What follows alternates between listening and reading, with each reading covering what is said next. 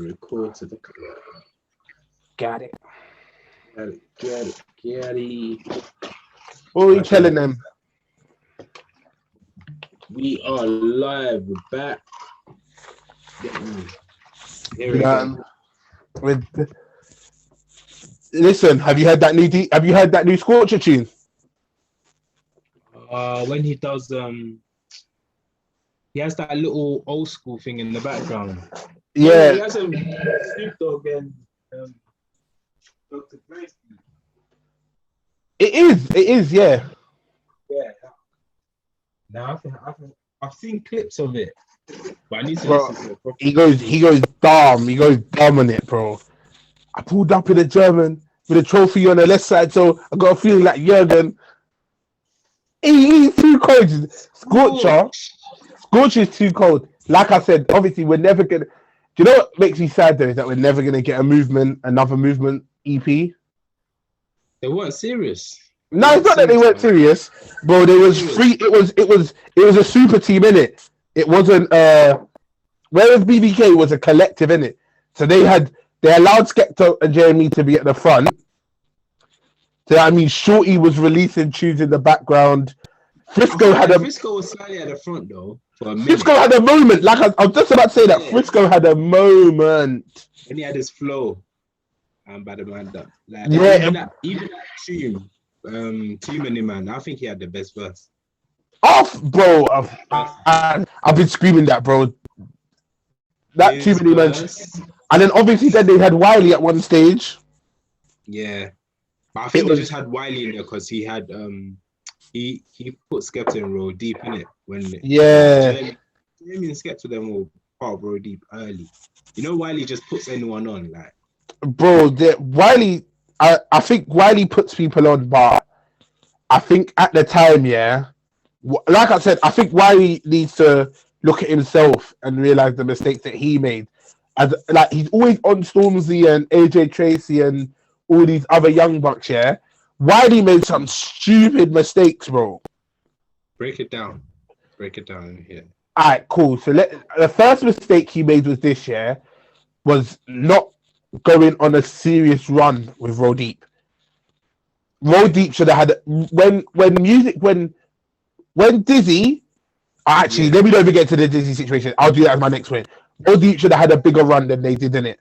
Fact. Yeah. Like Roll Deep should have had a bigger run. Two big tunes. Like they had some big tunes. They had some big tunes in the underground, and then they had commercial success in it. And then after they had commercial success, Wiley needed to get a hold of the group and be like, right, guys, let's actually work to building something here.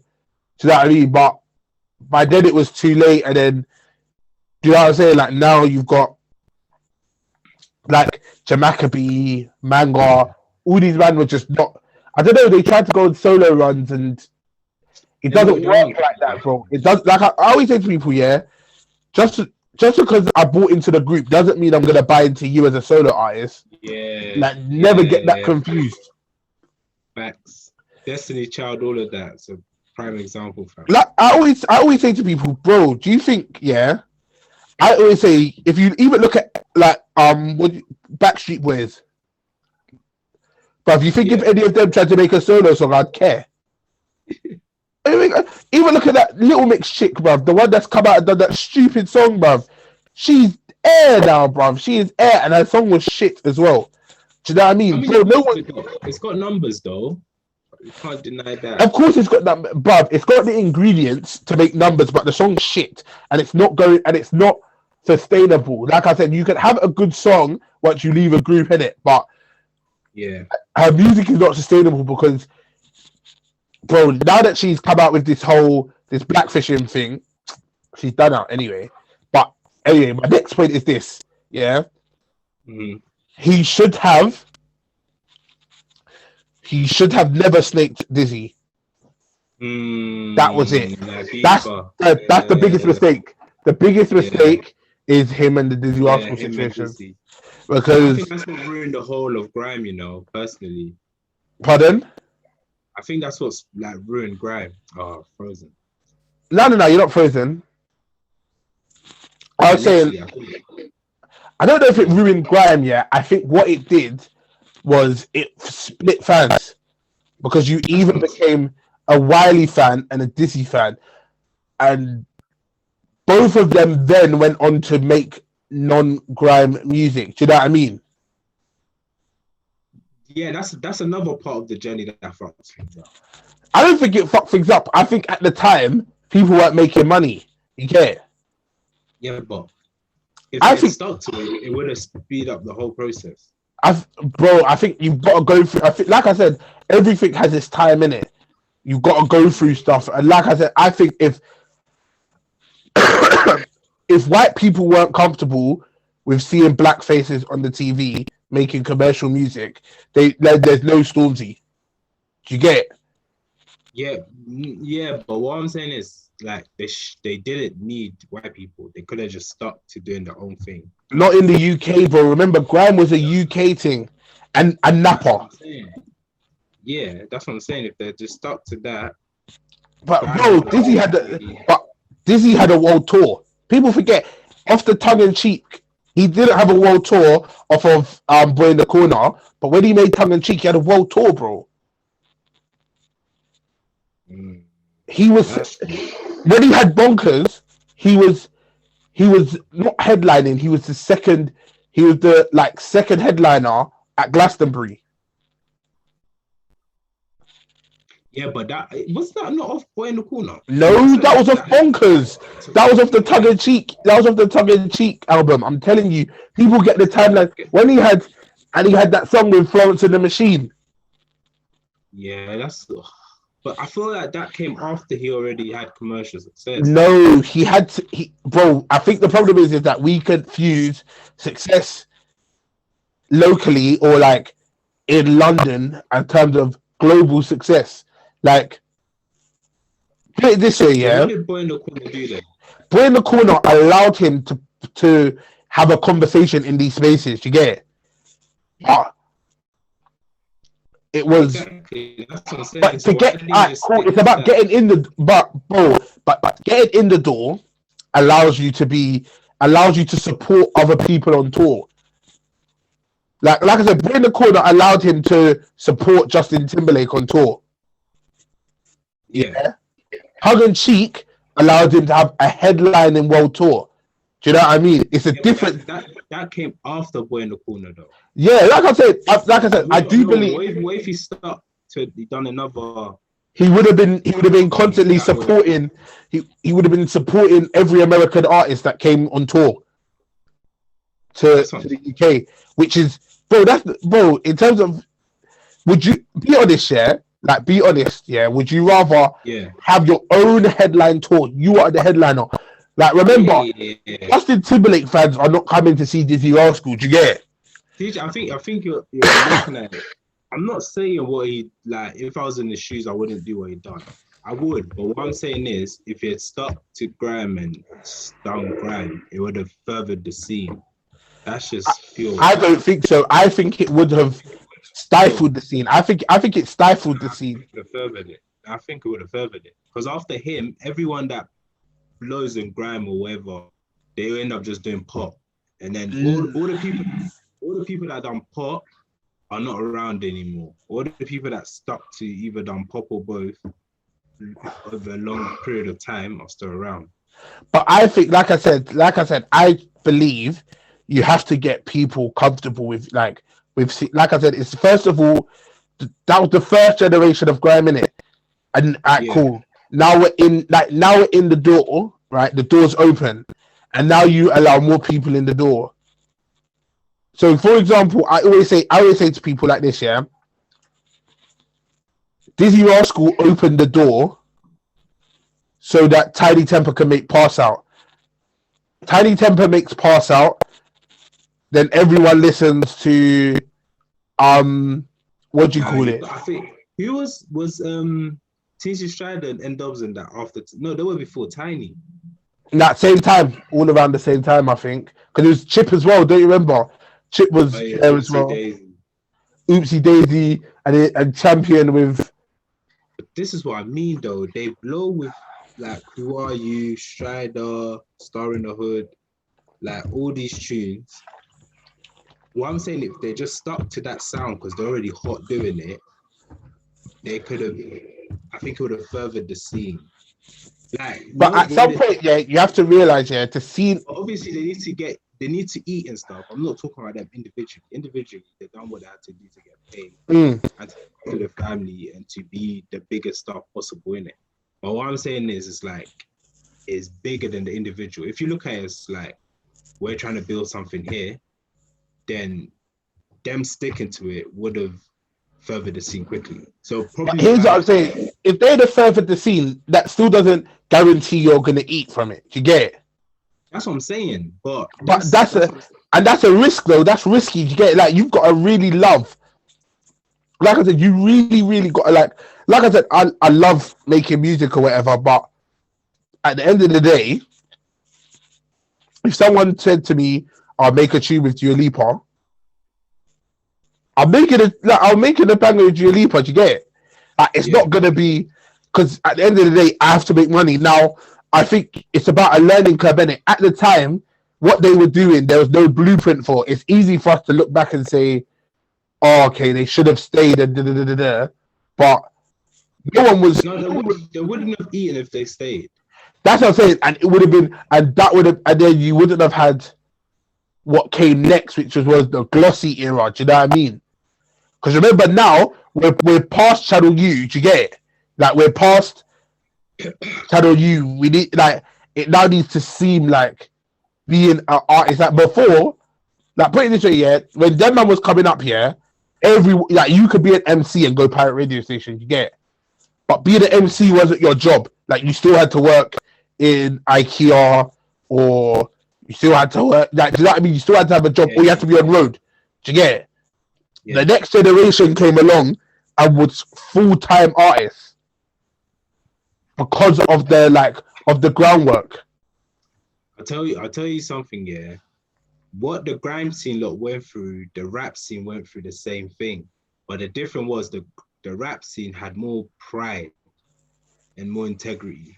But also, so remember, grime was you have to remember the origins of both, yeah? So I always like I said, I love this conversation because I think it's an important conversation to have. But remember, grime was birthed from house music and garage music. Do you get it? Which is obviously life goes full circles. I always say to people, look how life has gone full circles, because now we're right back at garage. You know what I mean? Garage is popping again. Yeah. But I said that's where it was birthed from. You get it? Whereas rap was birthed from street poetry. Plus, UK rap, it was just about getting people acclimatized to hearing English accents on rap, because people in America were still making money. Do you get it? And like people from... That's what I'm saying. But it was just, I believe it's just an accent thing. It was just getting people in the UK. Think about it like this, yeah. You never really had... Okay, cool. If it's just an accent thing, after that, why didn't they all go do pop? Who? What, all the rap scene? But I said because the rap scene in America had already done that. And then it would already come to the point where, like I said, the foundation was already set. It wasn't that we had to get people acclimatized to listening to rap music. Do you get it? It was just about getting people listening to rap music with English accents. Yeah, but that's what I'm saying. So after the English rappers got rapper like with their accent, then they don't do pop. Because someone like Gigs, after he started, like he was in the scene. You don't think Gigs made music that could have been played on the radio? No, I'm not saying that. Playing music on the radio, that's different. I'm saying, why didn't he do pop then? That's what I'm saying. I'm saying the rap scene had more integrity with what they were doing. That actions, like, this is our sound. This is what I'm doing. Yeah. I might change a few things to make it like radio friendly, but it's still going to be rap. Unlike the grime scene, 1 minute it's stride or 96 bars of revenge, whatever, and the next thing you know is dun dun dun dun dun. Like it's a totally different sound, bro. Come on. Nah, I hear what you're saying. I do hear what you're saying, and I agree with you to an extent. Like I said, there's there's examples of it on both sides. You got to think about it. Like, there's examples of on both sides. Miles could have just done pop, but didn't. And he's not rapping now. Not rapping now. Yeah, cool. But look what he's done for the rap scene. You can't tell me the grime. Yeah, what? Like I said, look. Alright, cool. So here's what I said. It's about furthering the culture versus making money. Yeah. Do you know what I'm saying? Like, one, Moggs was part of a collective, right? Yeah. So Moggs had a hood man. He always talks about it. Moggs was a part of Mashtown. You get it? Yeah. And at the time, it was Mashtown or nothing. Yeah. Whereas Giggs was the front man for SN1. Yeah, so Peckham or nothing. But it wasn't Peckham or nothing because Giggs was already the front man, whereas all of Mashtown was on a pretty level playing field, you know? You don't think Marks was kind of the face of Mashtown? Bro. You see what... Apart from you loving Tricky more, innit? No, it's not about that. You see, Tricky... Tricky, remember, Tricky has a song with Giggs, bro. Tricky has a mixtape with Giggs, bro. Him and Giggs. Well, mixtape? 8 songs, bro. I'm telling you. If I'm lying, I'm dying. Hypo was a flashy one. Don't you remember? Hypo had the cars and all that. Asko was the same as well. But like I said, I don't think there was a face. I think there was a time where Moggs was maybe climbing a little bit more. But remember, Asko was always there as well. Yeah, but he wasn't. He was a YG in it compared to. But he was still in Mashtown. Okay, and I'll give you that. But then that Mashtown, you can say it's similar to the movement then. No, because the movement, like I said, the movement was 5 artists, 5 or 6 artists that were already established in their own hood and in their own right as artists, you get it? And then they came together. Okay, fair enough. Whereas Mashtown was introduced to us as Mashtown, you get it? It wasn't at Moggs and then Moggs brought in Moggs kind of linked up with Asko and linked up with do you know what I mean? Like the thing that bust them was the Westwood freestyle. Yeah. It's how I'm doing it. I put a little bit of this. Oh God, I had to put a little play in it. Put a little red in it. You can put me on any beat any day. Trust me, I'm dead in it. Number one. I can put your life on. Listen. To this day, I can. And his white top, red like that Berber tough. I walk around like I ain't scared of cops. The big hand thing. I know you heard the shots. Hey, what people forget how near the top. Fucking. I keep on telling people that, and then they dropped Sport, which was their mixtape, and that. When I'm talking about mixtapes, like street mixtapes, Yeah. Do you know when Mark said that thing about street mixtapes on it was the one with not the JD one, not the Champions League of everything one. It was the one they did a link up, and it was him, Lippy, and Tess, and they were talking about street tape. And Mark said, people think I'm biased when I say this, but people don't know what that tape was doing on the street. You get it, bro? That tape had man really wanted to be in LF. You get it? Like man really was. That man was moving crazy. They all had the chain. Like obviously now you've got Tricky, Hypo's just managing everyone. Tricky and Marks are doing. Marks are just face, like they're doing the podcasting thing, which is good. I think it's good, isn't it? I think it's a good way to kind of not be on the road. And Asko's obviously in jail, so. But like I said, like where the movement was 5 individuals. You get it? Like Scorcher was already. Yeah, I know what you mean. Don't you remember Lipsy thing? Well. Don't you remember when Scorcher released Lipsy thing? Bare tongue Lipsy thing. Come on. Well, and then you had Wretch was already cold. Yeah, Wretch was doing his thing. Gets was doing his thing. Dev was doing his thing. Bro, Devlin and Getz. I don't think anyone remember this, yeah? At a time where Wiley was dissing man. Oh, the fuck radio. He never had a bar. He never had a bar for Devlin, you know? Not one. Bro, don't you remember? He had a bar for everyone. He was everyone. Bro, and Devlin dissed him, you know? Devlin said, bro, you're texting 14-year-olds. I was like, oh, snap. The sipping coke as well, they had him. The coke thing and the kids thing, that finished him. That was that. And then Devlin said that everyone was like, I can't believe it. I just can't believe it. Wiley's a nutcase, but he's such a loving person, a selfless man. Yeah, like he furthered. You know that argument when you were saying if you stay on the grime, like you further the scene. Wiley left the scene. Yeah. No. Do you know with Wiley, he done enough for the scene. I can't blame him.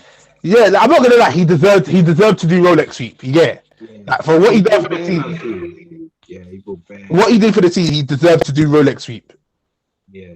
Do you remember that tune? Glass of champagne for you, two. Glass of champagne for me. Now do the Rolex. Can you see the difference in sound? Like, but hold on, wait. Don't you remember when do that? Hold on, wait. But don't you remember? Yeah, Saskala, right?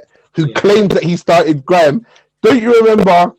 What's that? I get cash with the hour. Don't you remember? I get cash with the hour. Didn't even give me the cash with the hour. That was a banger. That was in every rave. Every rave I went to growing up, that song was played, and everyone used to do the dance as well. Hey, that was cool. That was a good time of music, man. That was a fun time, man. Let's go raving, hear grime music again. Digga D and them, man. Digga D, I'm a world bandit, the verbal thing, I can't stand it, matic. Do you know what? Yeah, Digga D did something. Impressed me. I tweeted about it. Impressed me. Oh, when the age thing, innit? The RD thing when he apologized. Yeah, when he apologized instead. I respected that. You know, I have to respect it because I rate it hard.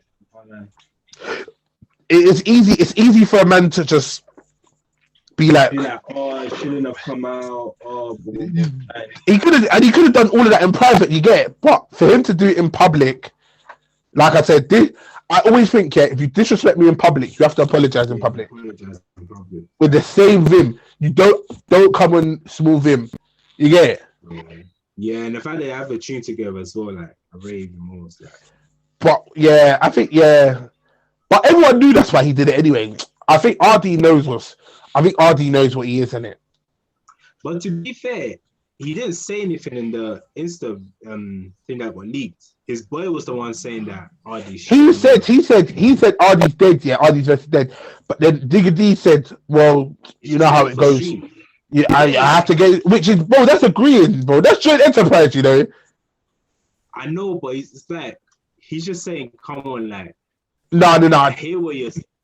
T-Cobbs, if someone said, all right, T-Cobbs, you're a dickhead, yeah? Someone said, all right, T-Cobbs guy's a dickhead, and I was like, but... No, but... I know what, nothing, bro. You're my guy, bro. I have to ride on the... What's that Kano thing when Kano's... That's what I'm saying, though. He co-signed it, but he didn't say it. You know what I mean? Yeah, like I said, bro, in Kano, Top Boy was like, why you not mad about this? Immediately. That's how it has to be, bro. But like I said, Digga D's got a rat in his camp anyway. I said that to people because this guy's doing everything and getting everything's getting leaked. Everything is getting leaked. He's got a rat in there. Yeah, you'll figure it out, man. For those who are listening on our audio platforms, NK has entered the chat. Yeah, with some mathematical problems. With not hear me? Yeah, hear ya. You feel me? You feel me? Yeah. All day. Bro, H, that guy's funny though. I like H. He's funny. Yeah, H. I don't know what you guys are doing right now. I don't know. We were talking. I was gonna say we were talking about grime. I know you like. That's not. We're wrapping it up. Seriously. like I said, me and T-Coms could talk grime. We could have a whole side show talking about grime, but I suppose you and Hefe could have a whole side show talking about cars. You get it? Yeah. I have nothing to say, bro. Wow, you see when they talk about cars, yeah. I have no clue, bro. I have no clue. Have you man already talked about football? That's all I'm here for. Oh, feck. Oh, shit. High five to I didn't think I was gonna have to be. I thought I was too famous for that now. But this is why I can't be big time. I keep on telling people, yeah, people are like, oh, do you think you're big time? I'm like, no, you don't know my friends. You don't know the people who I genuinely call my friends. I would never be big time. Oh, you're still calling from the end, bro. Oh, feck. Talk to us. I don't even want to grill you, like, I'm sure you've been through enough pain and stuff. I just want to know. We got to add to it. No, we're just putting a flower on top. I'll tell you the truth, yeah. So here's the truth, yeah. Right? Here's the godly truth. And I said it. I want to say, yeah, I'm a man who stands by what he says in it. When I say stuff, when I say stuff, I stand by it in it. So I said it in private. I'll say it again. Maguire against Liverpool was a big mistake. This guy is an L. Where's Major when you need them? No, I said this though. I already said this. Anyone that's read the chat, I want to see his reaction. There's a mistake in it. Like I said, I don't think Maguire is the guy to lead us. I don't think Maguire is the guy to lead us to having. Do you know what I mean? Yeah, no, definitely not. He's not the centre back. That I think if he was a pardon. My only defense of him in it is that I feel like he was injured and they rushed him back from injury. So obviously, I feel like his mobility looked very bad. But what I can't get my head around is that the only difference in your squad from this year to last year is Ronaldo. And last year, you had the second or third best defense in the league. So I can't understand it, bro. Did everyone else improve? Or did you I don't think we might have predicted this that everyone. No. Here's the truth. Yeah, here's the truth. We had, like I said, we had a very solid defense, yeah. But the problem is that we had a team that was committed to one goal. Yeah, like everyone, like Luke Shaw was playing. Like winning games, isn't it? Like we wanted to be the best, and it was on the back of us getting rid of Jose. To get it. So it was like cool to make this Ollie thing work. We all have to go together in it. Yeah. So, like I said, we had Luke Shaw was playing fantastic last season. Wan-Bissaka was playing unbelievable as well last season as well. Like I said, Maguire last season looked very good in my opinion. Some people may disagree with me, but I think he looked good last season. And like I said, I thought it would have been nice to have coverage for him in terms of an actual holding midfielder who would actually offer our defense some sort of protection. And then a decent partner. Like I think Varane is a good partner. Like I said, he's injured, so we haven't seen that. You know what I mean? That partnership flourish as I'd like. Also, as well, I think McTominay was good last season. This season, maybe the injury he got over the summer messed him up, but he just does not look on the pace. But like I said, I think after a while, when you have a team, cool, we've committed one season, to, do you know what I mean, going all at it, but now we need tactics, do you know what I mean? Now we need tactics, and I think, and like I said, our problem was never goals. Our problem was never getting goals in that team, do you know what I mean? I think we scored the same amount as, no, it was the second highest scoring team in the league. Do you know what I mean? Or third. I believe that. So goals weren't our problem. The problem was we were conceding stupid goals, which was leading to too many draws. Oh yeah, I remember that too. Sure. We had the same amount of losses as City last season. City won the league. Yeah, but yeah, hell of draws. We were drawing all the time, stupid goals, and I don't believe that Ollie wanted I don't believe Oli wanted, what do you call it? Ronaldo. Don't think he wanted him. And I don't think we particularly needed Ronaldo either. If I'm being honest, I think it was a buy. I said this. No. You said it. No, I remember you saying it, but I said I don't think we needed. I think we bought CR7 because it was nice, it's nostalgic. Do you know what I mean? And also as well, I would have hated to see him at City. Do you get it? Yeah. Like if it had been at City, that would have burned me differently. But it's nice to see it. But if the choice was between getting CR7, do you know what I mean? Spending the kitty money to bring in CR7 or bringing in potentially another centre back and a CDM and a CDM or a CDM.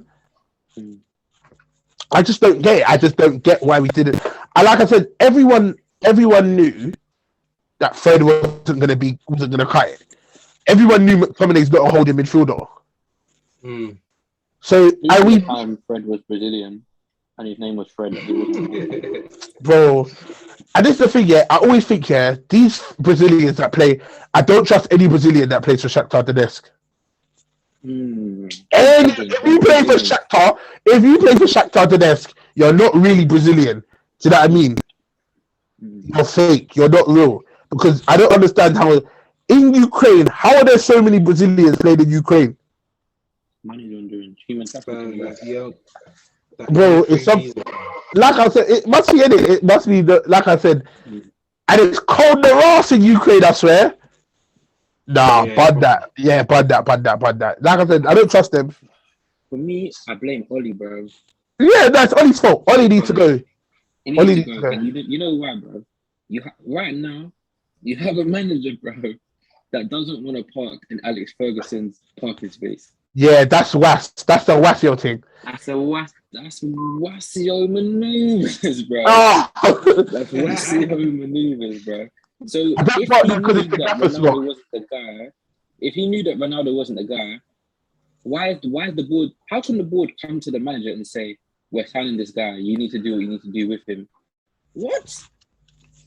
But here's what I'm saying, yeah, because boards have been doing that. Like I said, the boards have been doing that. There's very few managers the board doesn't do that with. Do you know what I mean? That put it this way, I don't think the owners at City are saying that to Pep, but also as well, you can't say that to Pep, but you can't also say like Klopp either. But like I said, Oli's not Pep and Oli's not Klopp. Do you get it? So what Oli is because he's not getting the results, so he can't talk. But also, so what Oli needs to say to them, is, big man, I hear you want Ronaldo, but where's my CDM? Yeah, where is my CDM? Like, cool, bring in Ronaldo, but run me my CDM as well. I hear that you've run me. I needed a centre back. You went out and got me Varane. I rate it. We needed another winger. You went out and got Sancho. Obviously, that's a big move. That's a big move. Obviously, it hasn't materialized how we wanted it to materialize, but like I said, it can. We didn't need them. No, we did. We needed someone else to play on the wing because we didn't want Greenwood to play out wide. Greenwood is a striker. Yeah, I mean, no, and our options. I hear what you're saying, but our options on the right was Dan James or Dan James. Yeah, like it was like even City can't take off like a winger and bring on Jadon Sancho. Like they'll take off like Bruno or someone like that, or City will take off like one winger that's not even a winger and replace him with Mahrez, bro. Like it's stupid. Like I don't understand how Man United are in this position. Like you have such good depth. Like on paper, you do have a very good squad, and I feel like a manager that's tactically very good is probably, to me, it's the only thing I'm missing right now. I think so. Like I said, do I think that our squad could win the league? No, I think there's too many gaps. But I think we need a manager who's gonna command respect. Like I said, Luke Shaw has been drinking his own Kool-Aid. He's got Kieran Trippier disease. Remember when Kieran Trippier scored that free kick at the World Cup and then came back and thought that he was Cafu? Yeah, he thought it was this. And then he got shipped. Luke Shaw is going through the same thing. Like I said, and Maguire's back to not trusting Shaw because Luke Shaw does things, that puts... He's a Fed, man. He's a fucking Fed. Oh yeah, he's a Fed. I'm one of the footballers. He's a Fed. He's a white girl. I can't read him. That's if they're trying to arrest me like I'm in Greece. Maguire has PTSD, bro. No, and honestly, Maguire, at least Maguire's on this thing. Maguire's on fighting Feds. Yeah, he's so on crud. He's on crud. Like I said, I think Wan-Bissaka, for me, there's a myth surrounding him where he's this all-round defensive genius. And he's not. He's exceptional at tackling. Exceptional at tackling. He's not even a defensive genius. He's just a tackling genius. Yeah. Bro, I don't think there's... I honestly don't believe there's any winger that could beat him.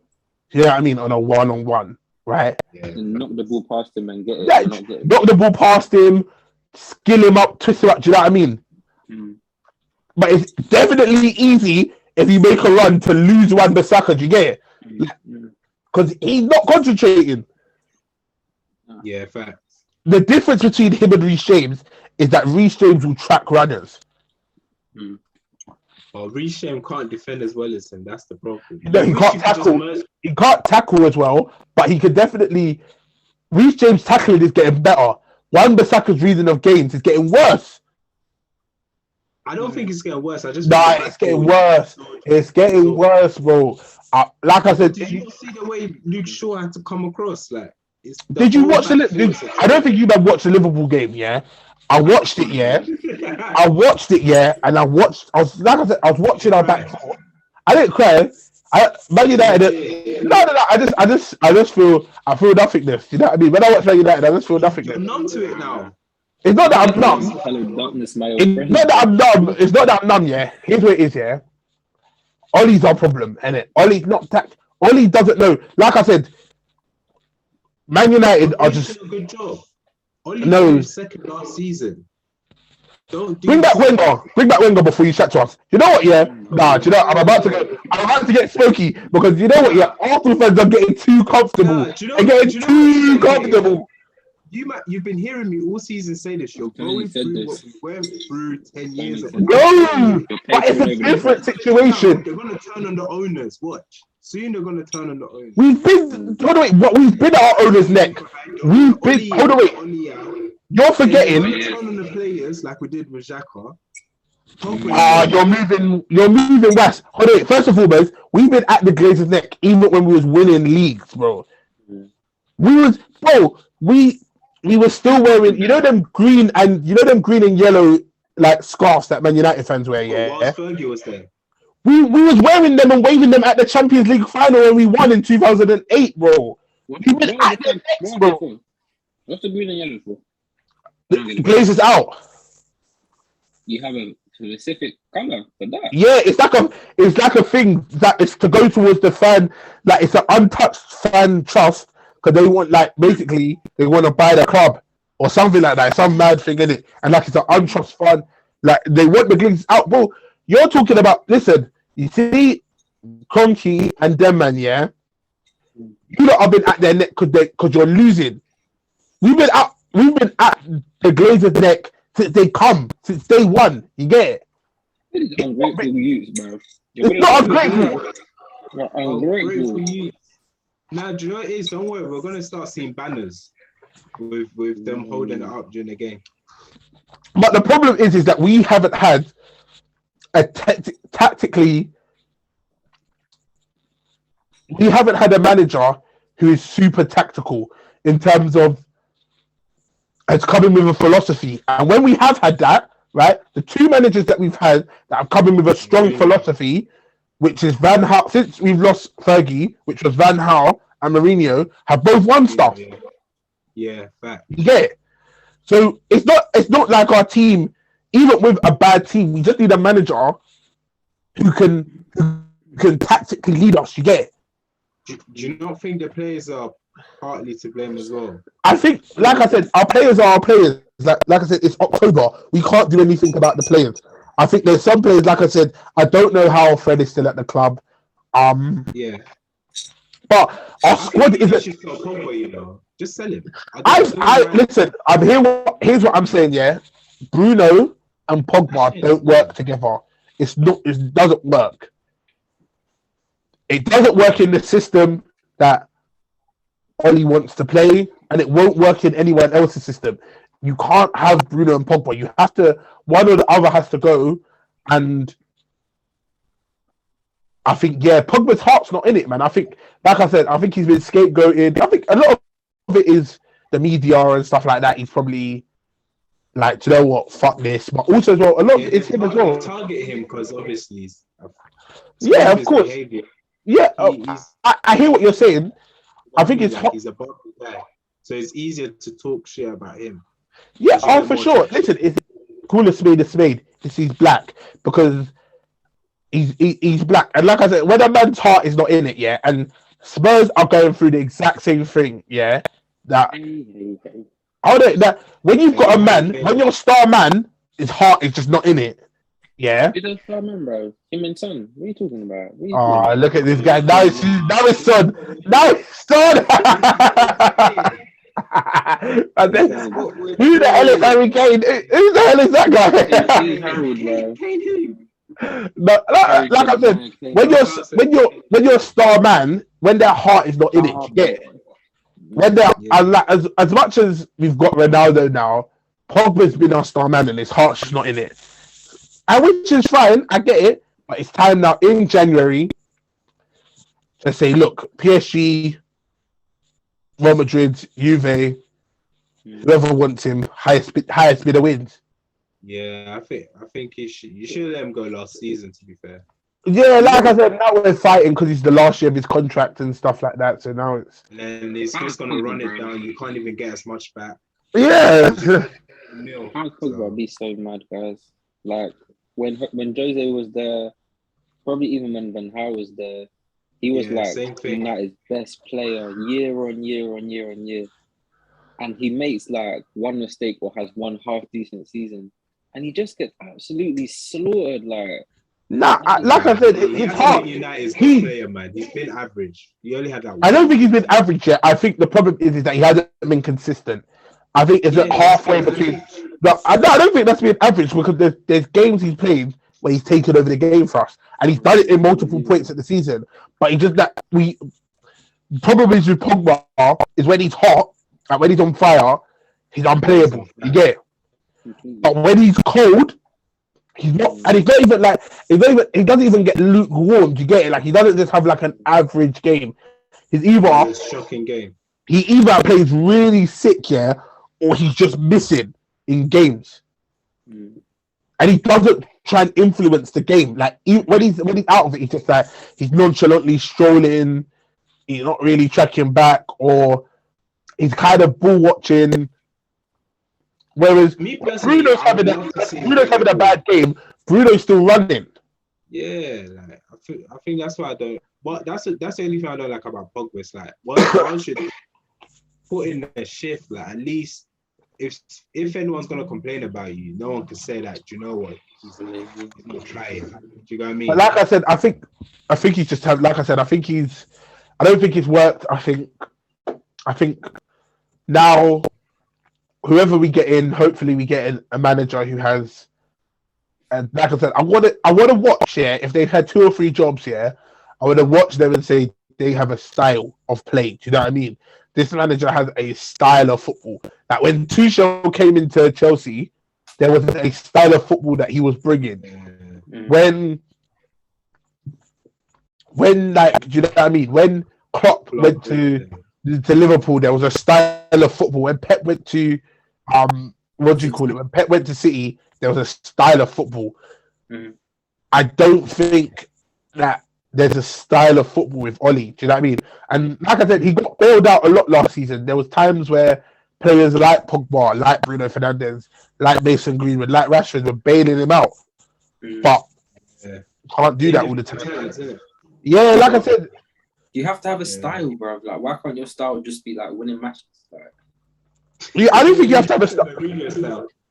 Yeah, Mourinho is win at all costs. Yeah, all costs, bro. I love it. But at the same time, Mourinho's out in Roma getting piped 6-1 by a team that we can't even pronounce. I see him climbing fences, waving. He's done that. Like I said, I think. I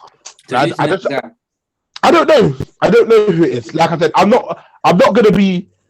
I think I'm not gonna be like certain fans, Arsenal fans, that were like, we want Allegri, we want Allegri, give us Allegri, and then you end up with Unai Emery, and you resent Unai Emery because he's not Allegri. Do you get it? Like, you man hated Unai Emery because he wasn't Allegri. Like, that's so poor. That's so poor, bro. No, it's not understandable. Allegri told you no, bro. A man told you no. He didn't say that. He did. No, he said no. You offered him the job, and he said no. A couple United fans are screaming Conte, bro. So it's happening. Like I said, I think because he's a manager who's not in work. I think, like I said, you could speculate about who you would like to say. I would like Conte as the manager. The manager at Leipzig, I like the look of him as well. He's solid. Like I said, there's a lot of managers I like the look of, but I'm not going to be one of them men that come out and are like, oh, well, I want Massimo Allegri. And if we don't get Allegri, whatever manager comes in, we're going to punish them for not being who we wanted. I think we did give Una a chance. You didn't, bro. You lot hated him from day one because he wasn't Allegri. Now it's either you have to tell me this, yeah. It's either you hated him from day one, or you lot turned very quickly, like too quickly. Nah, we didn't turn too quickly. He had a whole season with everyone supporting him and backing him. No, he didn't. We even went to Europa League final. Was that the first season he was there? That wasn't the first season. That was the second season. That was the second one. Yeah, that's what I'm saying. We didn't turn on him straight away. You lot was turning. We didn't. You forget, yeah. The problem is, yeah, that Arsenal fans are the third season when things were just hit like shit. No, that third season, you lot, like I said, there's turning on someone, and then there's being a mortal enemy with someone. You lot hated him. That third season, you lot was willing to accept Frederick Lundberg as your manager. Bro, if it made that get it, bro, did you not see where he was finishing? Like, we were in the second half of the table. You went from 6th to 10th, bro. I always say this to Arsenal fans: be careful what you wish for. Arsenal fans have been. CJ, I don't think you understand what you're saying. You're saying to Arsenal fans, be careful what you wish for, and you're saying Oli out. Because but hold on, wait. No, because we know what tactically. Bro, your manager took you to a final. Your manager took you to a European final, and you got pumped by a better team. Chelsea have a better team than you. They've always had, not always, yeah, but of recent years, they've had a better team than you. You lost to a better team. We went to a final. How did we lose? First half, you lot 4-1, bro. 4-1. Like, first half, you played well. Hold on, wait, listen. First half, you played well. Second half, Eden Hazard had one of them games. Eden Hazard could have them games against anyone. If Hazard turns up, I keep on telling people, Hazard was at that stage here when he was at Chelsea. If he was turning up on games and he was taking over games, the times where Hazard was taking over games, you can't use it. Plus, your defense was never. Your defense wasn't ready for regular Hazard. Yeah. Let alone people saying Hazard. No one turned on him. It's the next season when. Bro, you lot was going on. Obviously, I think you lot don't like holding banter. Do you get it? So when you lot hold banter, when Arsenal fans hold banter, that's when they start getting volatile. Because they're like, you're making a mockery of our club. You're turning our club into a laughing stock. They can't stand it. You guys are like the guys, like, you don't normally fight. But if enough men are there, like, rapping, bro. 10 men are like 10 men. Are you really gonna have that? Do you know what I mean? The man that get gas, I'm gonna have that if I was you. Me personally, if that was my manager, I wouldn't have that. But be out of here. The thing is, we've got Arteta. He's not doing well. He's a shit manager. So is Oli. But our managers want us a trophy, innit? Our shit managers want us something. Fuck off. Charity Shield. No, your manager, FA Cup. He came in half the season and won the FA Cup, right? Okay, cool. Your manager also allowed you to finish outside of Europe. You guys play week to week. You're a Sunday league team. You play week to week. I said pay to play. West Ham, other teams. There are how many other teams from London play in midweek competitions? And Arsenal, who have the biggest stadium out of all the London clubs, you have the biggest London club stadium, right? Mm-hmm. You finished 10th. So don't talk to us about your measly FA Cup that Arteta came in and won halfway through the season when you finished 10th. There's no chatting to us. Like you cannot chat to us when you finish 10th. It's not measly, but like it papers over the points. Yeah. Do you know what? What's football about? Winning trophies, right? We've won. Alright, cool. No. Arsenal. If Arsenal fans want to do that whole thing with winning trophies, you have a. No. If we're talking about, no. You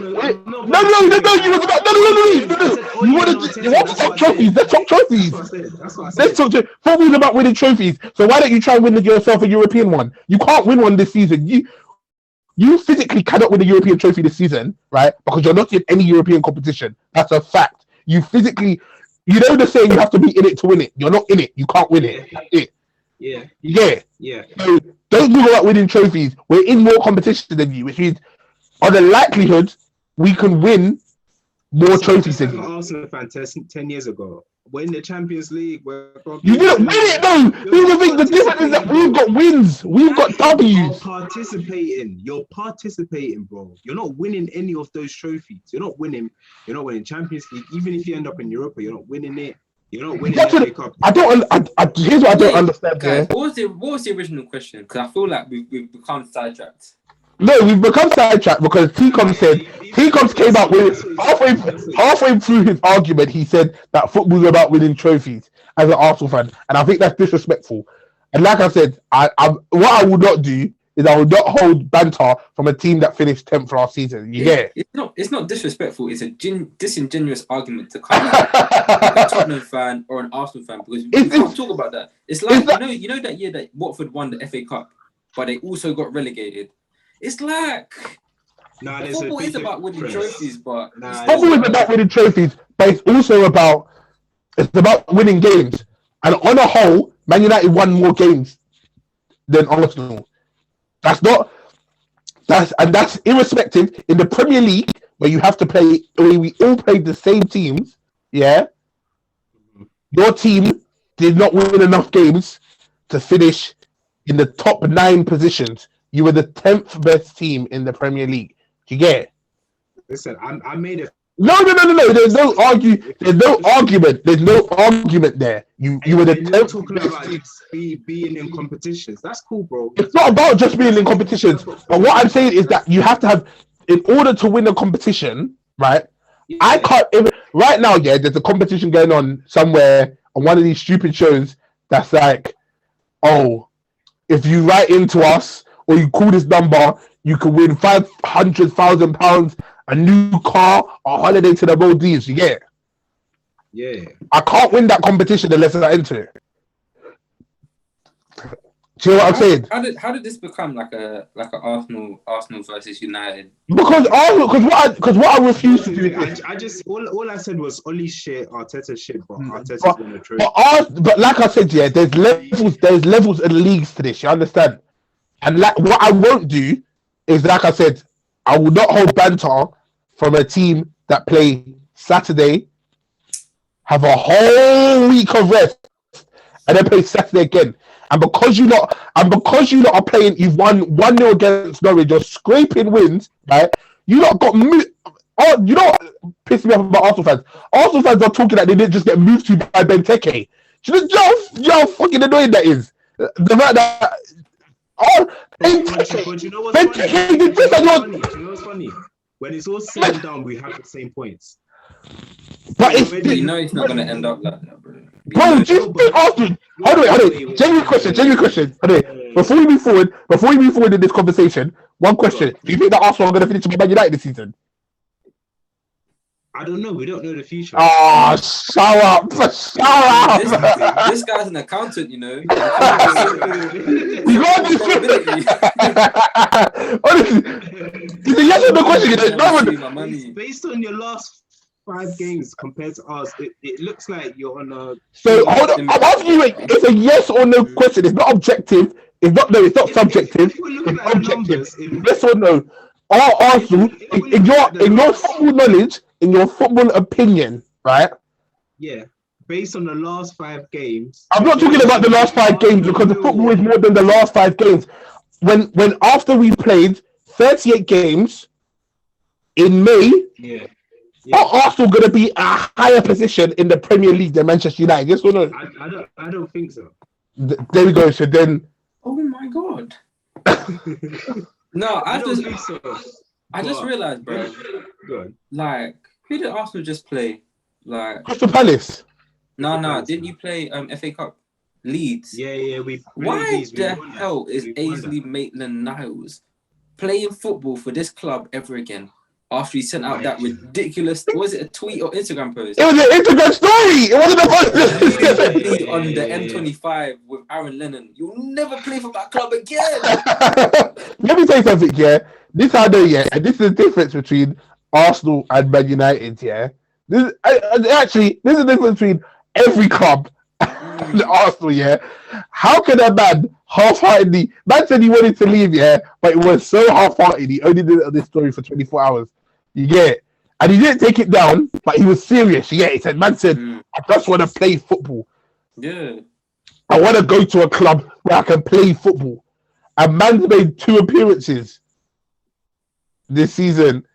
I don't know who's worse. Arsenal for even giving him them 2 appearances. Yeah. Oh. It's a Carling Cup, man. It's a little BTEC Cup. No, I hear what you're saying. I hear what you're saying in terms of, but bro, if a man disrespects your club, if he fucked up, yeah, but Arsenal are not being. Arsenal needs to say, I would rather play a young buck. You get it? Yeah.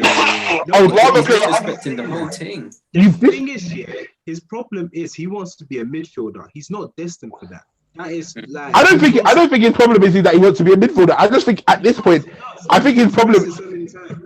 He's expressed that he prefers to play midfield, but he's also expressed.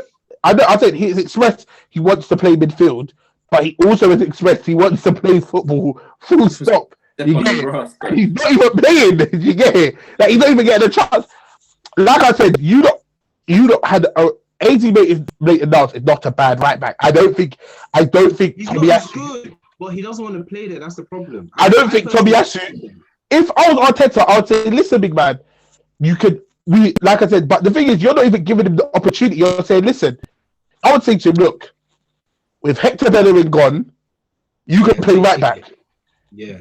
If you don't want to play right back, that's cool. We'll sell you, but don't come out and say you want to play football because they're telling you right back. You get it? Yeah. What he needs to do, bro, with all this free time, he needs to start watching anime, bro. And he needs to start talking to Tomiyasu seriously, bro. He needs to say, he needs to teach him from you, bro. Because Arsenal are falling into the trap. I'm telling you, Arsenal are falling into the trap that every single team, other than like I said, every couple of years, there's one player from Asia who makes us believe that makes us believe that, you know what, there might be talent over there. You get it? There's billions of people, bro. How can there not be like talent? I guess the infrastructure's not there, but like I said, the infrastructure's not there. But like I said, do you remember after Park, Man United had that 3 Chinese players. Arsenal had 2 or 3. Swansea had one. Swansea had it. Had the most successful one.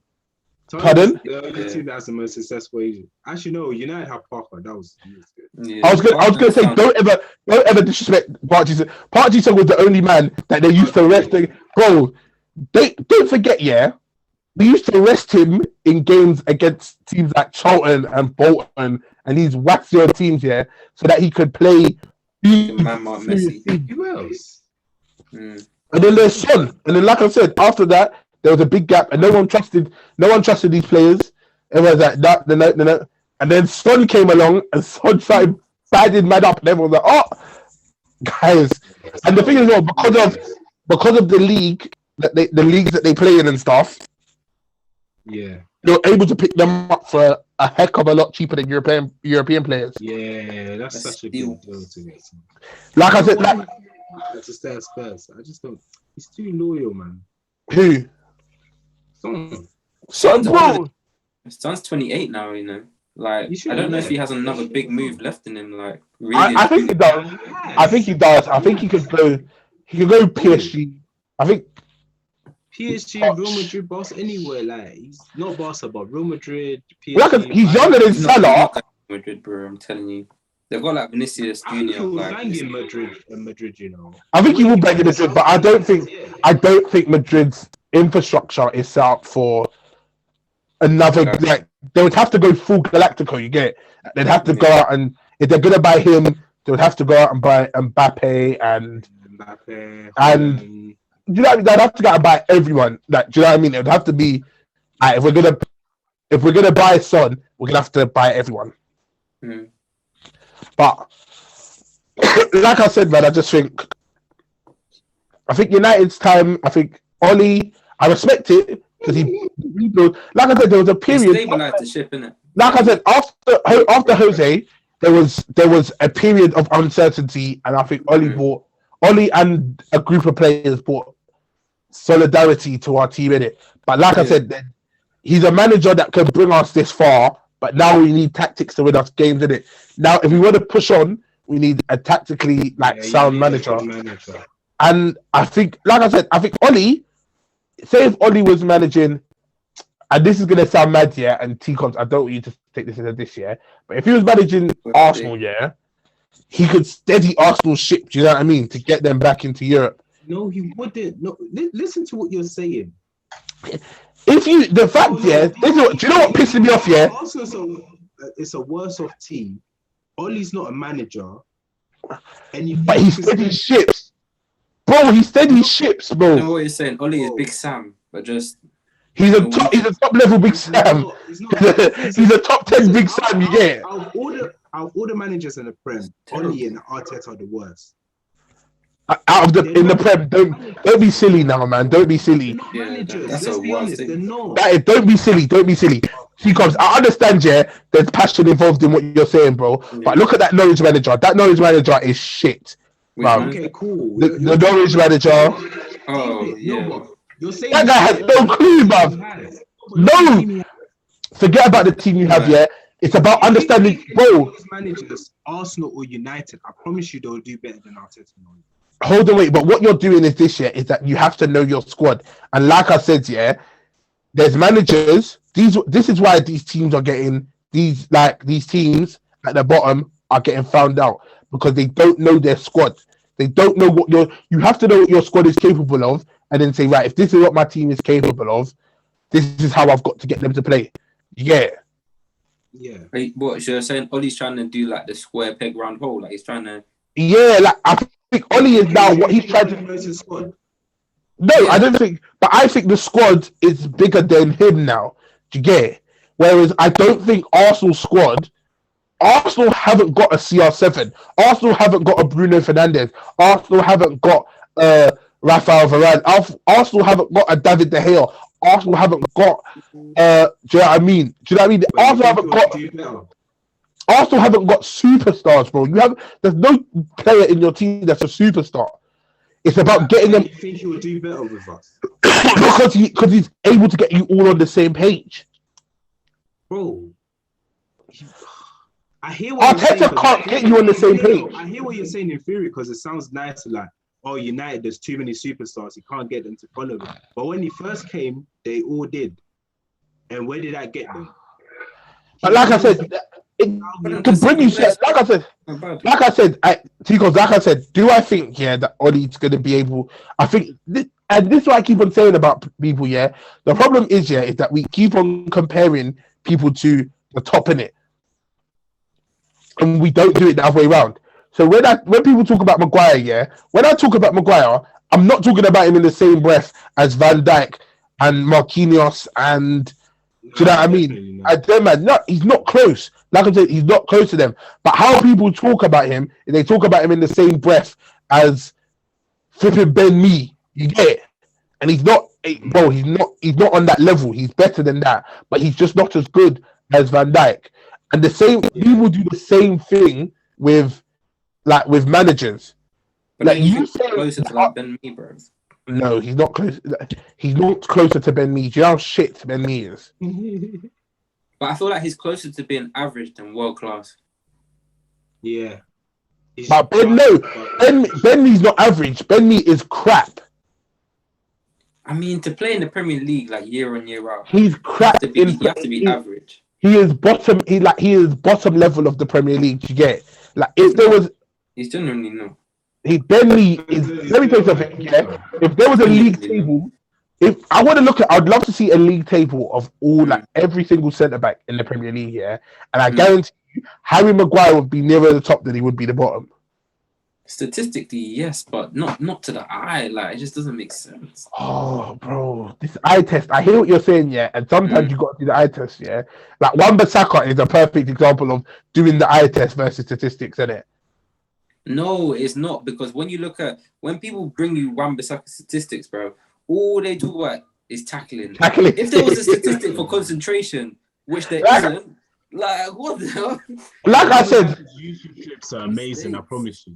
Wan-Bissaka is definitely. If Wan-Bissaka was Wan-Bissaka, yeah, and we was watching clips of him on YouTube, you get it? He would be crazy. But also, as well, someone said a real interesting stat. People that everyone talks about how dead he is going forward, but he's got more assists than Kyle Walker. But Kyle Walker doesn't play like that, though. That's what I think. But like I said, I think definitely this season Wan-Bissaka's got a bit better going forward. It's just that he also his concentration is so lax, man. I feel like if he was as good as everyone says he is, like he would be in the England squad. Like, nah, man. Like I said, I think Southgate doesn't know what he's doing. Southgate does the same thing that all the other England managers before him has done. And it's just that he's just been just follow the media. Feck. They not only do they follow the media, yeah, but they pick players that Southgate is like, I'm going to pick players based on form and not off. I'm going to pick players based off form and not off their name, right? And then brings Dominic Calvert-Lewin over Danny Ings and Patrick Bamford. I can't comment on that. That doesn't seem to make much sense. But... Like I said, he says, "Oh, I want to bring players who could potentially play more than one position, right?" And then brings 4 right backs that can only play on the right. I mean, I don't have a massive issue with Gareth Southgate. I don't have a massive issue with Gareth Southgate because I don't care about England. But if I cared about England, I wouldn't want Gareth Southgate. Like, I don't think Wan-Bissaka was going to win us that final, to be honest. No. I don't think he wins us that final. But I also don't think as well. Like I said, there were so many times he just made stupid decisions. Like, how many times did he choose? Like I said, Kane just does not play well for England. You get it? Yeah. There was times where Kane needed just to come off, and you needed a second striking option that was actually going to bag goals. And because you didn't bring Ings, and because you didn't bring Bamford, and your second option was Dominic Calvert-Lewin, you couldn't bring off Ings. You get it? It was like for like. Yeah. I feel like with Sterling and Grealish doing their thing, Danny Ings would have fitted quite well into that system. Because could you imagine? Foxy, innit? Yeah. You know what I mean? Just a man that's just slink into the box and just add goals. And like I said, that Italy game was perfect for someone like that. Do you know what I mean? Or someone who's willing to press Chiellini and Bonucci, who don't do well when they don't have time on the ball. When teams press them, because they're older, do you get it? Like they're not as agile and they're not as mobile. If Patrick Bamford, you know how Patrick Bamford presses man for 90 minutes? Could you imagine every time Bonucci put his foot on the ball, he got pressed? Plus playing on the front foot. Harry Kane was dropping deep. You needed someone, if you're going to play with them old boys, you need to play on their toes, you get it? Yeah. I feel like if Gareth Southgate was a serious guy, when we got to the quarterfinals, he would have rang up Jamie Vardy and made him an offer that he couldn't refuse. For really? This guy would have said a year supply of Red Bull and Snus if you come right now. Like, do you know what I mean? But them not playing Vardy, I just don't get it. It's never made sense. Vardy retired, bro. Vardy retired, but I don't accept your resignation. You're retiring, unretire. No, but I listen before he retired. Get back. Yeah. They slapped him on bench before. I understand, yeah. Kane's the guy. Kane is the guy. Kane is the guy, and Kane's the best striker that England has on paper. Do you know what I mean? Yeah. Like, and plus he does score for England. Like, maybe not the most glamorous of goals, but to not have someone like Jamie Vardy who is still doing it. And if you're not gonna bring Jamie Vardy, then you have to bring who the best players are up front, who are English, who are available to you. And Dominic Calvert-Lewin just is never gonna be that. Yeah. Like he's just like a worse version of Kane to me. Like he's a Kane who doesn't know how to read the late run. He doesn't know how to time the late run properly. So he's always like, do you know what I mean? Like, you know that late run where you come in and then you kind of go near post or you slip in behind the defender and get a tap in. Yeah, he doesn't do that. He doesn't do that well. But hey ho. Now the moment we've all been waiting for.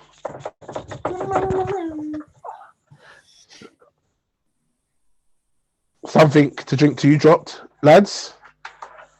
I would like to get your honest opinions on it. If you thought it was shit, just tell me. No, it wasn't shit, man. If you like, if you waited for us to be live on the pod to tell me it was shit, then I'll be vexed. I'm not gonna lie. I won't be friends anymore. But we're not in a group chat chatting all week, and then man just wait until we got live on the pod to air man's business and be like, yeah, I thought it was shit still. Savage. Guy, then I enjoyed it. Like, I enjoyed that it was an EP, like 6 tracks, because my attention span is kind of short. So having 6 tracks to digest at one time, it was good, innit?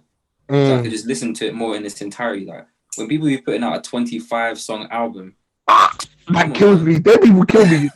Them people actually better. Nah, man, I appreciate it. 25 songs. When do you sit down and listen to 25 songs consecutively? Give me a week. Listen, I'm a bang it weekend. No. You see when DB did that, I don't listen to any music, you know. I can't. I just don't have the time. You know when DB did it, yeah? DB did that thing where they they released 20 songs. Chris Brown did it, 24 songs. Feck. When was I gonna listen to all of that? Yeah. But no, I enjoyed like the production. I thought the production was very good. Like, I feel like I can definitely like hear your improvements. Like the clarity of what you're saying is like vastly like improved. Intonation, inflection, like you're changing up the flows more like smoothly. I enjoyed it, man. Gangway. Famous now. I'm gonna bang it. No. Listen, T-Cobs, I know T-Cobs. Pardon?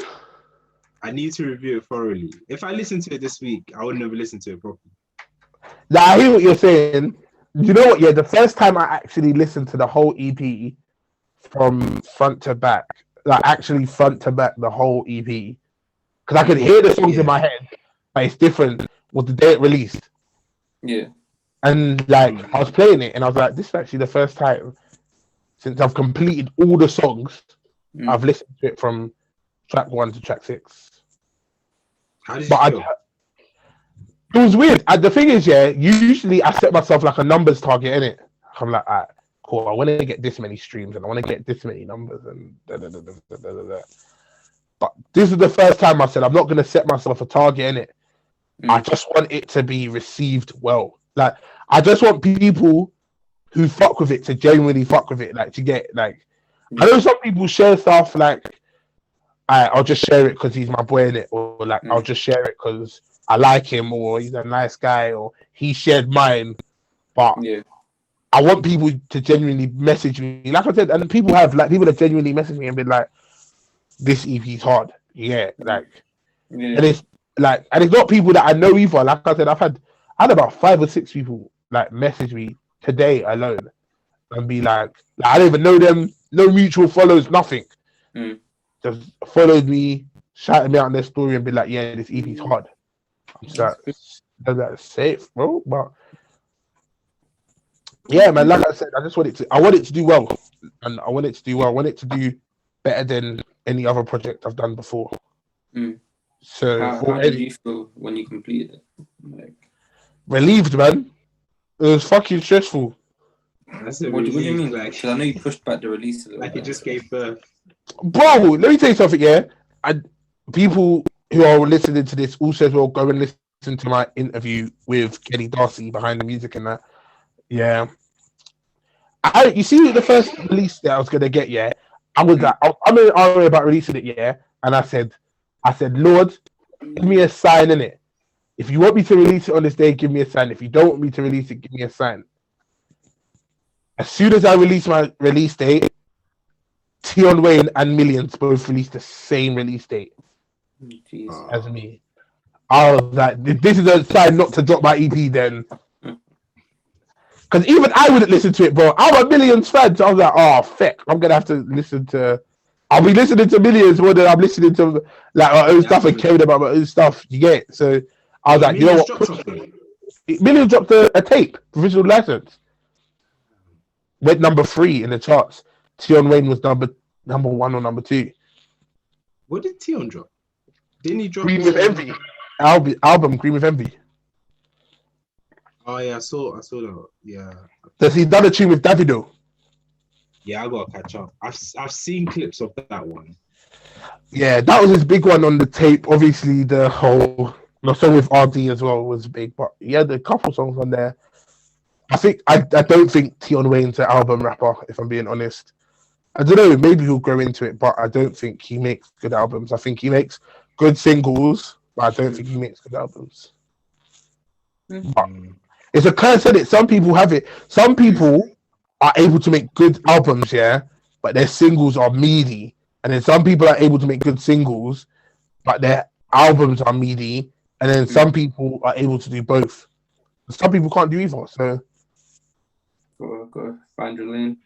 Like I said, I think if Tion Wayne just made a compilation of singles, it would maybe be received better than an album. But is this his first ever album, or was it? It's his first album, but he's had mixtapes. He had Wayne's World 1, 2. Yeah, but mixtapes are not. I wouldn't say they're easier, but the beats already there, innit? No, I think with mixtapes, depends who you are. Like I said, some people put mixtapes together differently than they put their albums together, but some people put their albums together the same way they put their mixtapes together to get. Yeah. But yeah, man. Like I said, I was relieved. As an artist, like you've kind of discovered your sound, or not is that just?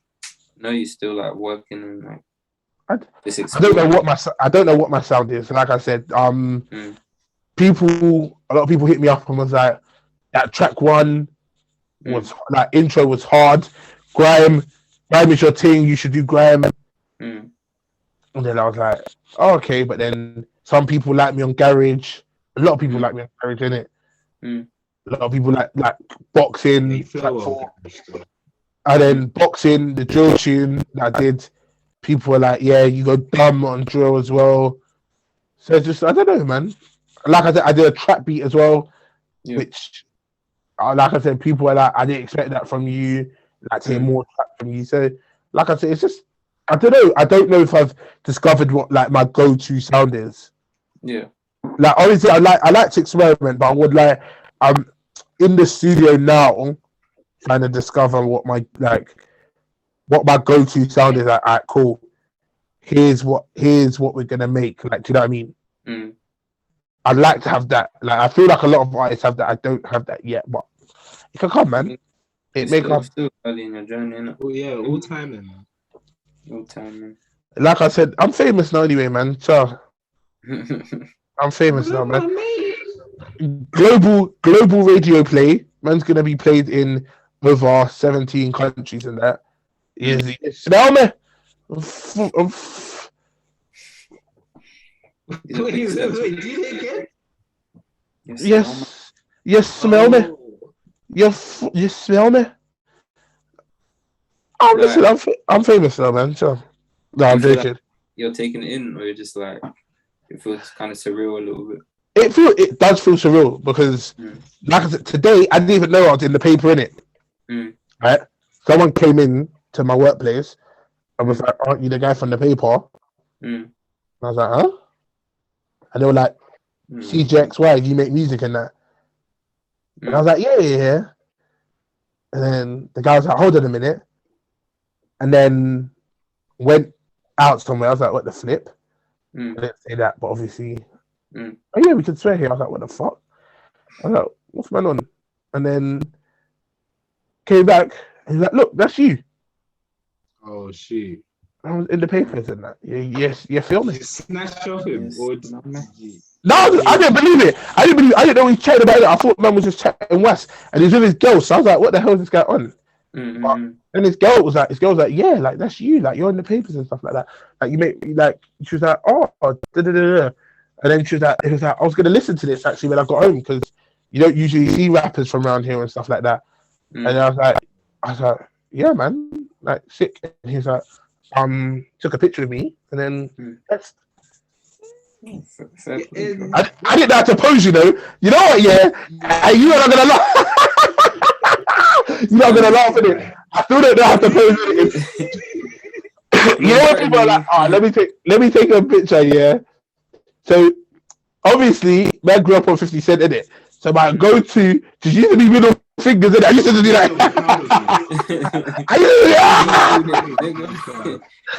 I used to just be like, yeet. But then obviously, I can't be sticking up middle fingers in pictures, innit? So this is a workplace. Middle fingers on the workshop floor, bro. But I didn't know what to do with it. So I was just like, so for time, I've just been kind of like trying to discover what my pose was, innit? I still don't know it. So I don't know. I almost went to do this, innit? I swear to God, yeah. I went to do this.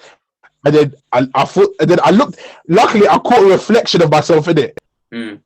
I saw how dumb I looked holding up the C. I said, "Let me just put my hand down." What? Let me just microscope. I said, "Let me just put my hand right down." I said, "I just did that. I just did that." Yeah. Keep it classy, bro. I was like, yeah, I was like, but I was like, oh man. And like I said, even the other day, I was on the bus and people was like, "Oh look, there's CJXY." And I was like, "Big man, I'm on my way to work, bro. It's like 8 o'clock in the morning. I'm just CJ, you get it? I'm just CJ the retail advisor, bro." Bro, don't say that. You're not that, bro. No, I think at some point maybe I'll embrace it. You get it? Like I said, I've been getting love, man. It's been a roller coaster, but and I think it's definitely growth. Like I said, my numbers, I'll send you in my numbers into the chat now. Yeah, this is the quickest I've ever hit these numbers, and I couldn't when I was looking at it, I didn't think it was real, innit? I was thinking, nah, bro, like there's something wrong with the app. Yeah, I was thinking, nah, the app's bugged. And I was like, but then I was like, oh shoot, like I'm bearing in mind the EP hasn't even been out a week. You get it? I was just like, what the ras, man. But yeah, man, like I said, I've been just trying to embrace it. Yeah, I've just been trying to embrace my lead. Right, you did that in a week. It's not even been a week yet. You get it? It's not even like a week would be Monday. Bro, academics would be proud of you, fam. You know he loves his numbers.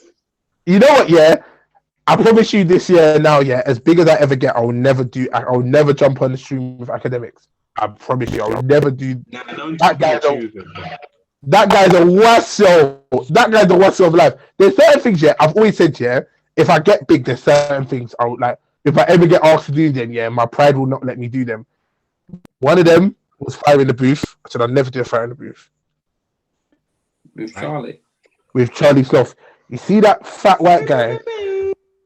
I always said to myself, yeah, at least Tim Westwood was a sick DJ, you get it? Like, Tim Westwood is very annoying, but Tim Westwood as a DJ is fucking hard, yeah? You see when I see Charlie Sloth DJ live, yeah? I was like, It wasn't good. It was shocking. And it was the second time I seen him. The first time I saw him, I thought, maybe he's having an off day. Do you know what I mean? The second time I saw Charlie Sloth, I was working in it. And this guy was shouting at like this 18-year-old girl, do you not know who I am? Go bring me another bottle of vodka. And he was like, I said to him, I turned around and I said, bro, you don't need to shout at her, you know. Do you want to speak to the manager? He was like, bring the manager, bring the promoter.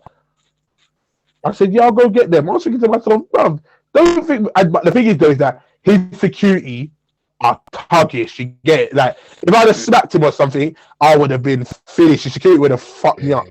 But at the same time, also as well, I realized I was at work and it's just not a way to profile. But I think Charlie Sloth is someone who imitates the culture so badly. Like, he just everything that's wrong with our scene, man. I don't like it, and he's not good at his job. So forget it. Charlie Sloth is shouting at 18-year-olds, and my other guy is trying to slam up 18-year-olds allegedly. No, too much is not allegedly. At this point, it's further. Bro, I've never seen someone. He's on tour every freshers. You can't, bro. Come on. It was at my uni, bro. Handing out flyers to. Yeah, it was at my uni. Bro, he's active. Freshers, he's active. Yeah. He's on tour during freshers. And someone said, yeah, is it because he's cheap? And I said, I can't imagine Tim Westwood being cheap to book. No, it can't be. But at the same time, he's a good name in it. And like I said, if his management team is getting him uni to this guy said freshers, new 18-year-olds bring me in. Every uni. From bear in mind, we went 3 different unis, you know, and he was at all of our unis, bro. And you know how many unis? Yeah, I saw him at Southampton. He was at Southampton. He was at that club in Southampton, DJing as well. Bro, he was in Portugal as well, man. He was in Portugal. He was in Afrobeats, Afro Nation. Yeah. He's active. He's active. He was cleaning up. Wow. I'm telling you. Listen, let me tell you something. Yeah, if you're a guy and you're giving Nyash to Tim Westwood, you need to have a long, hard look at yourself. How do you wake up in the morning with any self-respect? No way, yeah. Let me tell you something, yeah. If you're giving Yash, imagine this, yeah. If you're giving Yash to Tim Westwood, yeah, but you've turned down a brother, like a regular brother, but you're a menace. You're a menace. Because Tim Westwood is old enough to be your father. He's old. Tim Westwood's 60. I'm pretty sure.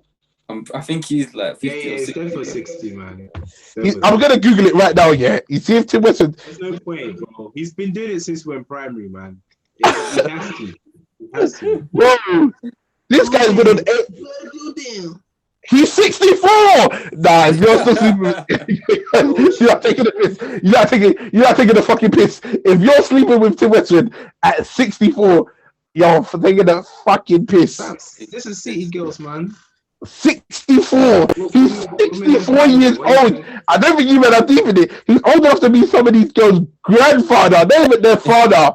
Their flipping grandfather. Nah, you're taking the piss. If you're 20, yeah. If you're 20 and you sleep with Tim Westwood, he's old enough to be your grandfather. Triple your age. 60. Nah, fuck off, man. If you're sleeping with Tim Westwood and you honestly need to 40. You need to think. You really need to think about what you're doing with your life, innit? Like you need to think to yourself, how did I end up here with this old man on top of me? This 64-year-old man going, "It's your boy." You know.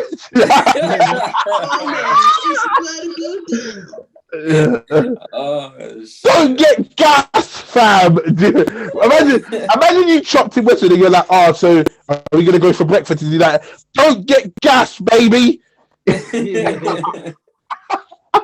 That'd be enough for me. That'd be enough to just go off sex altogether. That would be like, "Oh, I'm finished. I'm finished. My game is finished." Now imagine sneaking out of Tim Westwood's like room in the morning, hoping that no one in the hotel staff don't see you. Like, imagine that kind of walk of shame, bro. That walk of shame. Let me tell you something. That's the kind of girls that are chopping Tim Westwood. You know, those girls. Like, I always say this. You see the man them, yeah. See the man them if they chop an ugly thing in it. They'll be like, "I chopped her, but fuck it." Do you know what I mean? Do you know what I mean? They'll banter about it like themselves, did it? They'll be like, "Fuck it." You see girls, yeah. You see their sneaky link, yeah. They're not telling a soul. They will take that to the grave. The grave, bro. Their grave. They're sleeping with men who look like flipping. Like I said, if you're sleeping with Tim Westwood, no one knows about it. None of your girls know about it. They can't know. Yeah. But the thing is, they'll have you, Tim Westwood, and another man that be all in the same room. But the poker face is so good, bro. They'll act like never brand spanking new. Tim Westwood, you know, man. Or they'll be like, do you hear the thing, yeah? They'll be like this. They'll be like, "Oh, Tim Westwood." You'll be listening to Tim Westwood. You'll be like, "Oh, Tim Westwood just dropped like a new mixtape." They'll be like, "You're very childish. You're very childish." Listening to Tim Westwood. I haven't listened to him in secondary school. These times, you're chopping him. You're chopping them, and that could be your granddad. Get out. Fuck off. Don't touch me. You fucking Westfields. Like when I saw my uni, bro, I swear this guy was moving like Nightcrawler, bro. Just moving from shadow to shadow, behind the pillar here, behind the pillar there, just handing out these flyers, being like, "Yeah, you're gonna come to my show, baby." Yeah. Like, I was just like, please get him out of here. Who's dad? Who's dad? He's older than my dad. Tim Westwood is older than my own father. You get it? You get it? He's older than my own dad. The man who can't be in the rave. Never. Do you know what I mean? If I'm in the same way as my dad, yeah, alhamdulillah, I'll stop raving. I swear to you now, I'm done. Imagine you buck your dad at the rave accidentally. You get it? Like, you accidentally buck your dad. Nah, come on, man. But then you and your dad are trying to draw the same things. Yeah, just like, "Come on, baby." Man. And that's the thing. It's the fake American accent that kills it. On top of everything, it's me in 64. It's me in 64 still in nightclubs, and it's me in 64 in a nightclub using a fake American accent. It's too much. When do we say enough is enough? Yeah, man. And like I said, Charlie stuff will be the same. Only difference is Charlie stuff can't DJ. Charlie stuff is shit. I feel like Charlie stuff could get things though. I think, but he's younger. The only reason why you feel like he'll get more things than Tim Westwood is because Tim Westwood's 64. You get it? Like, Tim Westwood shouldn't be getting things. Tim Westwood should be married. Yeah, even if he was married to a little 30-year-old thing, innit? Like, do you know what I mean? He's not even. He's still out here chopping things. He's effed. Don't last. Only tough people last. Tough guys don't laugh. Oh shit! You can't even say young boy, no money. You have to say old man, a little too much money. Too much money. Nah, but like I said, I'll never do. But back to things I'll never do in it. I'll never do Fire in the Booth. I'll never do a show of academics. No matter this man from Sony Music, I will do all of those things that he won't do. Yeah, with 1/4 of the talent. Fire in the Booth, bro. I'll do it. And then academics, I'm on his podcast. I'll never jump on academics and trying to think what else I do. There's loads of things. I had a list of them. The things that I'll just never do. You know what I'll never do, yeah? You know that Wasio show with what's his name? That Wasio you on Radio 1 in the morning. They're like spitting at each other. Have you ever seen that? Oh yeah. The celebrity like where they tell jokes. Cobbs, they do this wash off thing. Yeah, you fill your mouth with water in it. You know, I'm winding that way. You do that thing where they try not to spit. Yeah, and then laugh. Yeah, but the whole thing is that you like if you laugh, you have to spit the water on the other person. Let me tell you something right now. If anyone spits water on me, I'm fucking someone up. Big Brother's not a thing anymore, but I'll never do Big Brother. Does that show even exist? I don't think. Like I said, I'll do Big Brother, bro. I'll do it. No, I'll do. I think I could do. I'm a celeb. So toxic on this show. No, that's. I couldn't be on there. I'll fist up someone. The first just cancel me everywhere. I'm trying to be on a Dave Chappelle vibe, fam. Oh, this was your conflict. I don't give a fuck. What are you gonna do? Fuck you and your conflicts, bitch. Nah, I think that's it. The problem is, I know, people will think I'm likable in it until the first argument. All that has to happen is the first argument has to come out, and someone has to piss me off, and then it's that whole not eating thing, in it. Actually, I couldn't do it with either. You see that whole, like, when they're like, oh, you can't eat for 24 hours. You see hour 8 when I can't eat, and someone chats to me wrong, I'm going to be like, you know what, go suck your mum. How about that?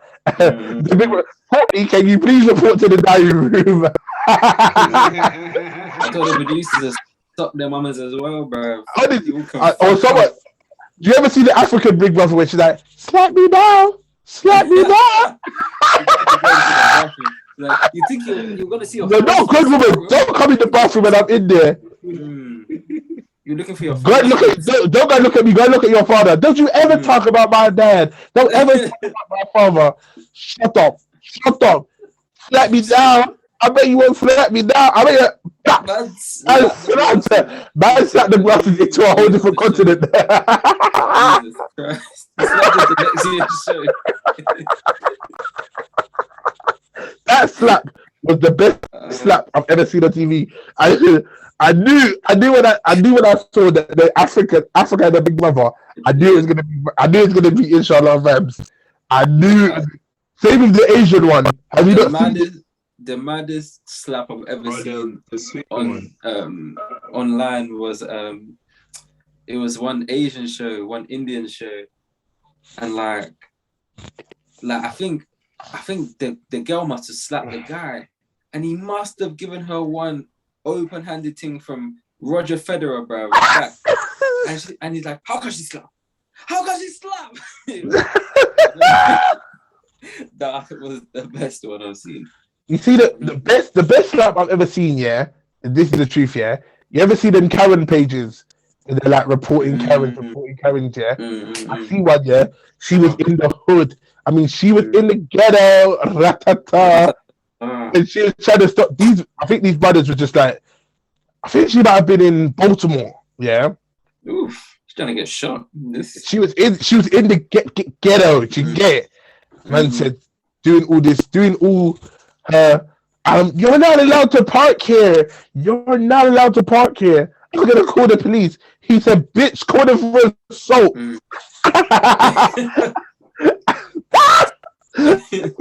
You know when someone looks crazy, she got slapped, and then she froze into her head. The other one as well. I'm gonna find the video of this one because this one was bare funny. You ever see that female security guard that punches up that man? Female security guard. She must be on Muay Thai. Serious levels of Muay Thai. Bap. I went to work. She started working him. Some girl tried to back the wall and tried to slap the security guard. The security guard hit him with the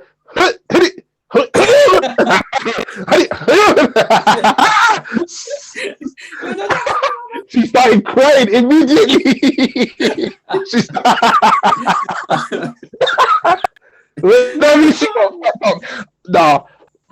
I'm gonna find the video. That was so. Let me say something. Nothing's been funnier. Man said,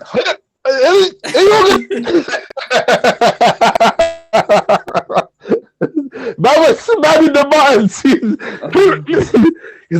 It was actually so funny. You hit the Bruce Lee sound with it.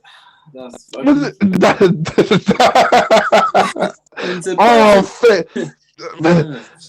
Honestly, that was a finishing move. I mean, and she instantly, after she held the slap, she was crying.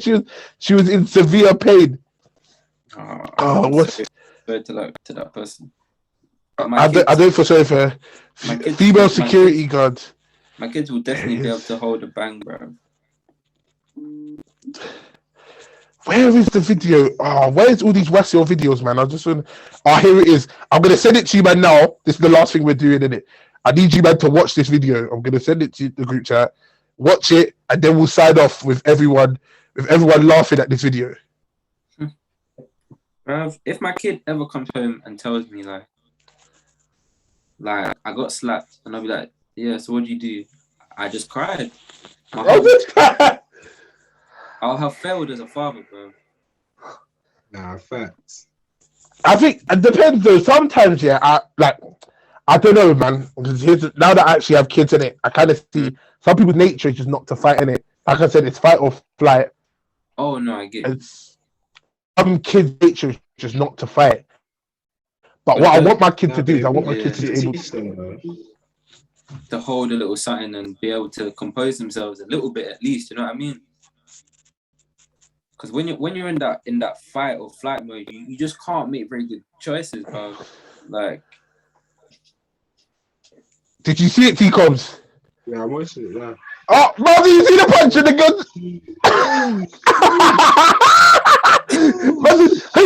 She tried to back it. It was the starter as well. She fainted. She slapped her. Oh my days, she just fucked up. Listen, you're not ready. You're not ready. Oh my days. I'm telling you, the girl instantly started crying. Do you see it? Wait, where is this? What country is this? I don't know, bro. But the girl tried to back it, and she got smoked. This isn't America. This is Uzbekistan, bro. This is in the depths of Russia. This is Turkmenistan, bro. Listen, I need to hire her. I need her on my team. Could you imagine her, man? The top comment and the Hold the bell. Hold the bell. If someone, let me tell you something, yeah. If a girl punches me like that, yeah, alhamdulillah, I'm circling back with the strap because I know I can't beat her in a straight fist fight. There's no straight. She'll dodge the bullets, bro. There's no straight fist fight. You can't straight fist fight someone like that. That brother her boyfriend got worked over, and she thought that she could stand in the way. No, you got yourself.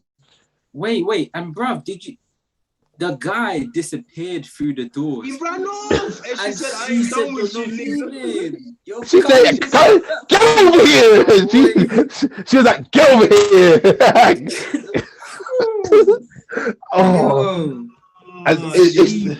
It's like the girl, like I said, the girl jumped in and slapped her and thought it was gonna be a thing in it. She thought, alright, cool, like I'm gonna be bad enough for you, and ended up getting herself fucking she got put in a spliff. She loaded up that front kick and broke 2 of his ribs. The front kick was lethal, yeah. But you see the right hand. You see the right hand that she gave the brother. The front hand that she gave the girlfriend. Seismic waves. That girl, like I said, the girl got punched, and one punch was enough to sober her up. She said, I'm giving my life to Christ. That punch, that's the kind of punch that sends people to church. You know what, guys? 100%. Long. She wanted blood. What are we saying? We wrapping this up? Yeah. We'll wrap this up. Guys, make sure you go stream my EP. Something to drink to. Make sure if you don't stream it, you're a Wasio in it, like in life. So just think about that. Just think about that. I love you more than my life. Boom. Yeah, man. Stream that up, man.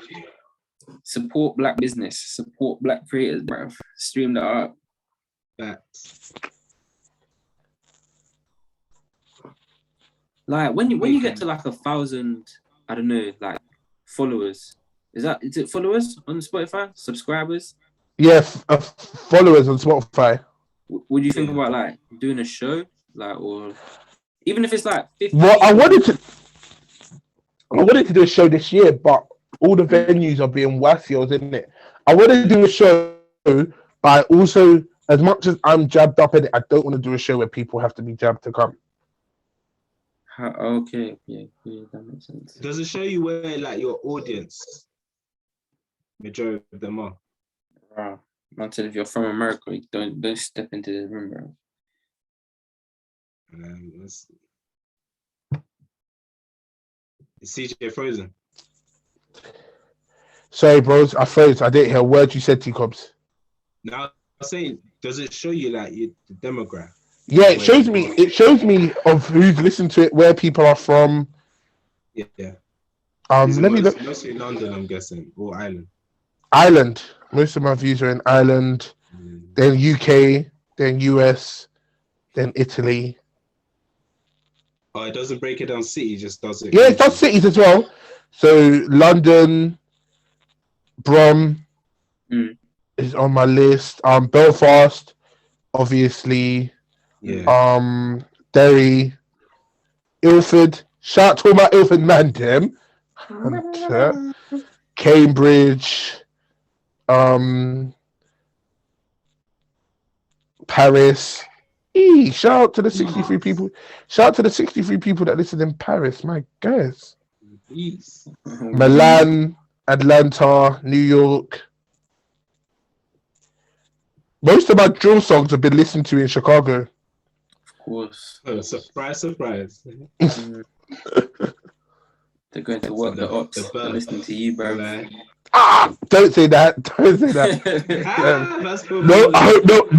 I hope no one gets banned to my music, in it. Like, no, I don't want no one to get banned to my music. See 4 niggas in the car bumping your track before running someone down. Man tried to finish me. Imagine, yeah. Oh, bruv, I'd hate that. Yeah, imagine someone died, someone got shot. Yeah, and they were like, the ambulance came and everything and like revived them, and was like, what's the last thing you remember? I don't know, man. I could just hear the guy out of his car, and it was like CJ XI. You already know the vibe. I'll be like, now they're coming to arrest you. Oh, feck. They'll be like, your music is inciting violence.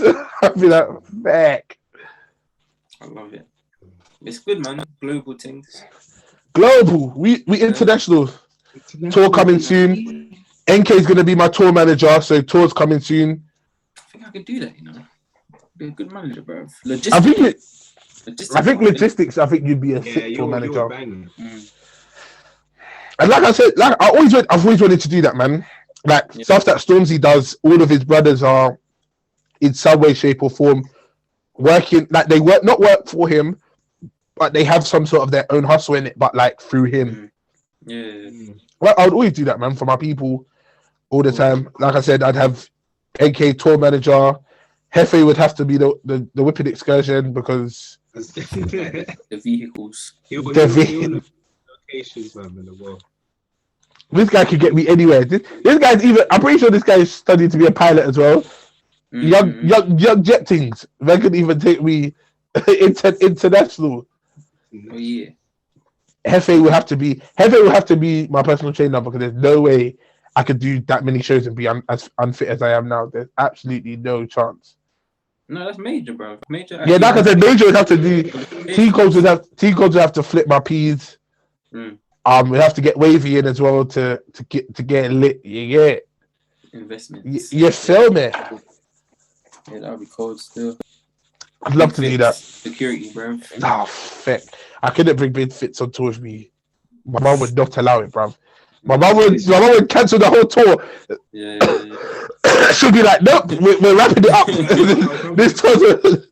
It's a John Whip. And then, what do you think? What do you think? My wife will just let me go on tour? Because them man that stay on tour, yeah, I know Just every. A few of them bring their partners with them, though. Bro, I've got 2 kids, bro. What are they gonna do? Their homework on the tour bus? Come on now. Gypsy lifestyle, isn't it? No way, bruv. No fucking way. Like I said, I'd like to do a tour, but I'd like if I was gone for like maybe like 2-3 weeks, just like touring, like different city and stuff like that. That would be wavy. But I couldn't tour. You see, them men that just stay on tour. Like, bro, just no home life, man. Just living. Money's out there. Like, really. No, I hear it. I hear what you're saying, yeah, but money can't bring you a peace of mind. And how many tours do you have to do? Like, how much money do you have to get before you say, you know what?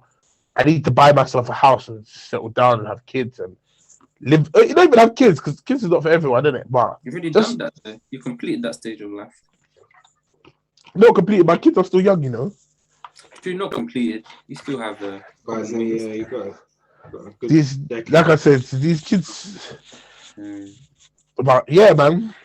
Like I said, maybe I'd love to do a tour next year, man. I'd love, even if I was supporting someone, I'd love to support someone on tour because that's like your first feel of a tour, innit? Like, having a headline tour. Like, I feel like now a lot of people just go straight from nothing to headline tour. Yeah. I'd love to learn how to win over a crowd, innit? Yeah. Do you know what I mean? Because yeah, man. Like I said, I see people going on tour. Like I said, bring me, man. I'll open up. I'll get the crowd lit, and then go on, and you can go on in it. But yeah, like I said, I think. But also, I think a lot of people are a bit funny with letting people on tour with them as well because you don't want to go to somewhere and get your show, like get the show stolen from you. You get it? But no, man, don't worry, man. It won't happen.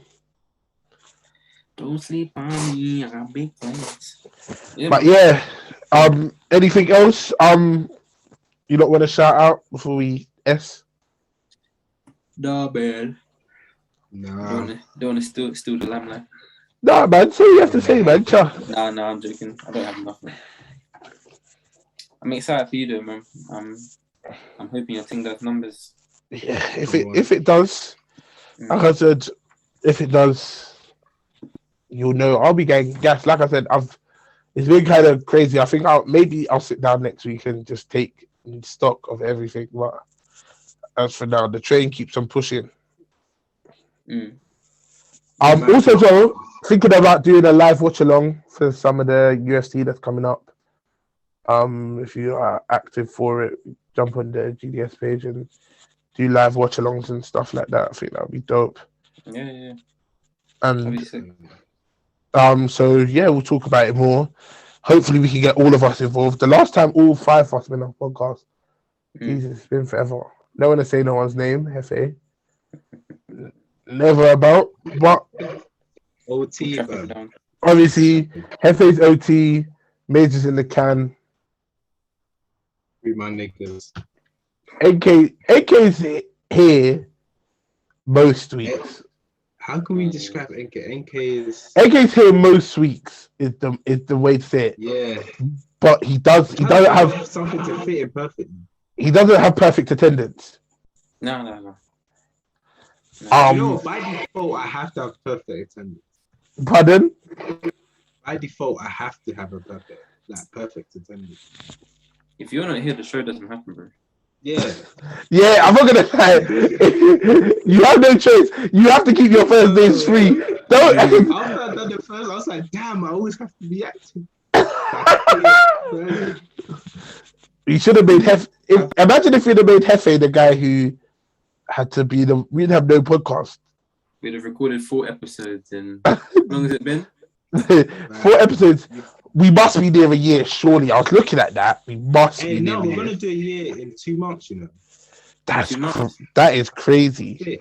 That's wild. That is wild. Should do a special episode for that. I don't know what we'll do. I'll have to come. We'll have to do one of all of us in the same room. Yeah, that'd be cool. That episode, that's one of our most watched episodes, you know. Really? That episode is one of our most watched episodes. That was sick. That was actually a vividly vibes. Our most watched episode is when we had all the boys from Ireland on. That did pretty big numbers. Bring Back Flogging was one of our biggest watched ones. Jesus.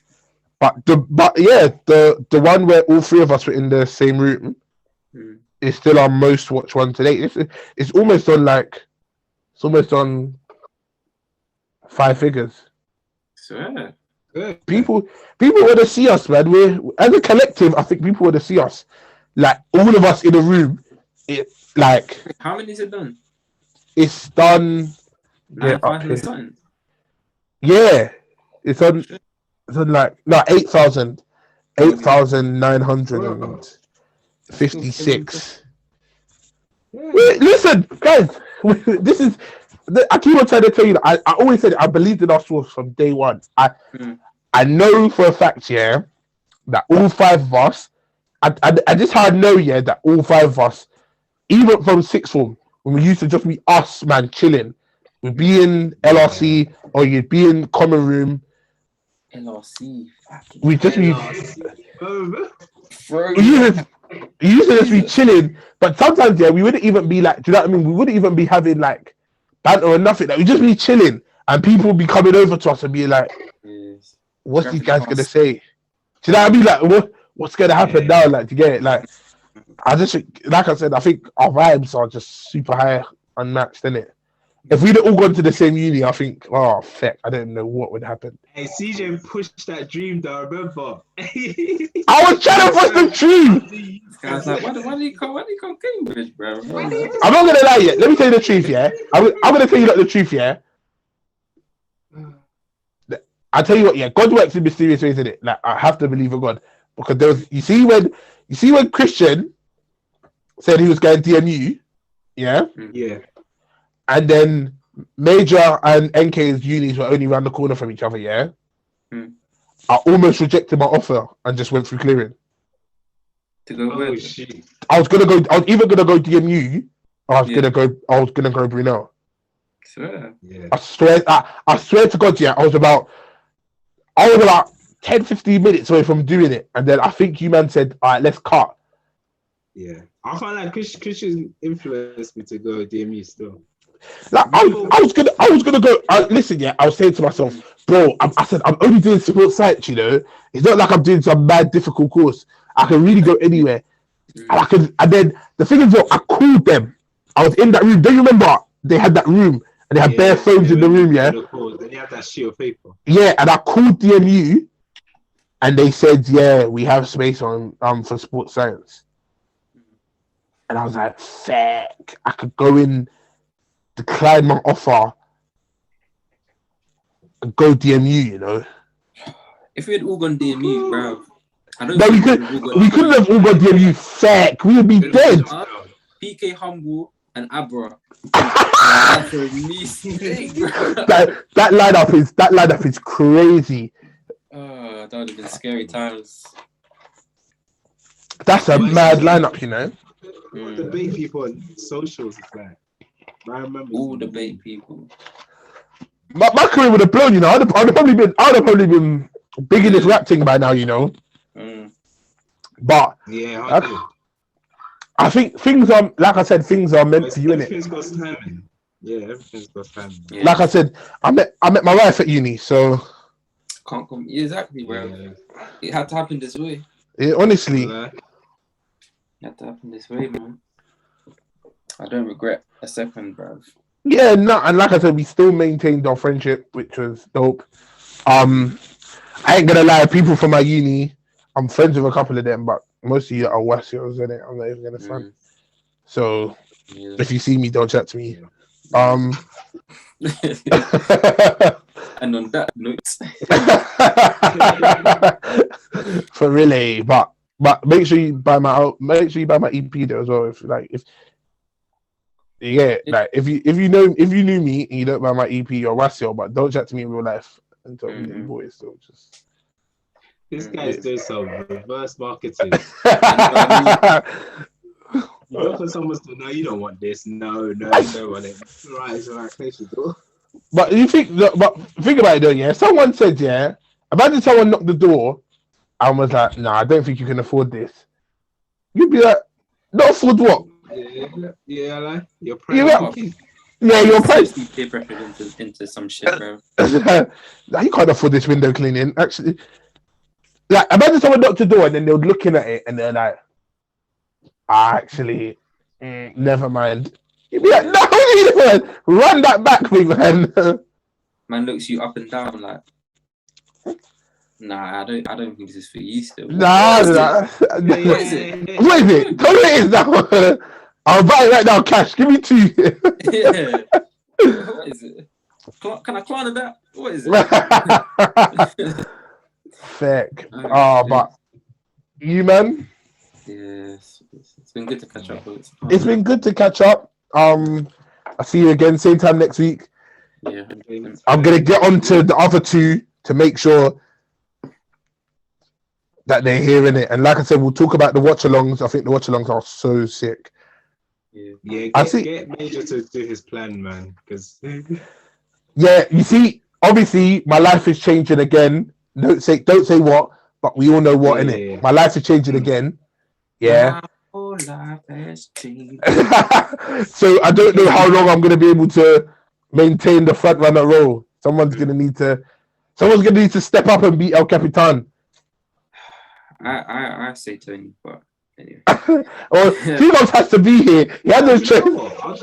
I'll take it on because I might play with the edit suite in my workplace. If you listen, you see when you start editing. You no stress. You no stress when you start editing. And do you know what? Yeah, I've become so lazy. See our first edits, yeah? I was moving crazy. I had cuts, I had bleeps, I had everything. You see now, I've just become lazy with our edits. If they get the episode, they get the episode. I'm just saying, listen, as long as the vocals are leveled-ish, do you know what I mean? I'm putting it out there. I hear that. Content. Honestly, and we'll start doing more. Like I said, hopefully we'll soon be in the same location, all of us, so we can start filming actual content as well, having more than just the pod. Studio. I want us to do a football challenge, definitely, because Major's been talking too much was, and we need to do like a 5-shot challenge or something. No, we can set up like a GDS football match or something. What, a 5-a-side thing? Yeah, like a little 5-a-side. Maybe play against SC Dons. Free shots of tequila, bro. If you're on it, come play us, bro. If you're not, you don't get it. I think you went to go see what do you call it? 90s babies. 90s babies. Yeah, 90s babies. Was it a vibe? Yeah, it was good vibes still. But it finished early though. I don't know. It was good vibes.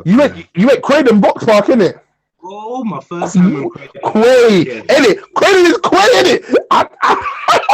We'll talk about that next week. We'll talk about how far relatively Croydon is in terms of over the ground. Croydon is so far, yeah.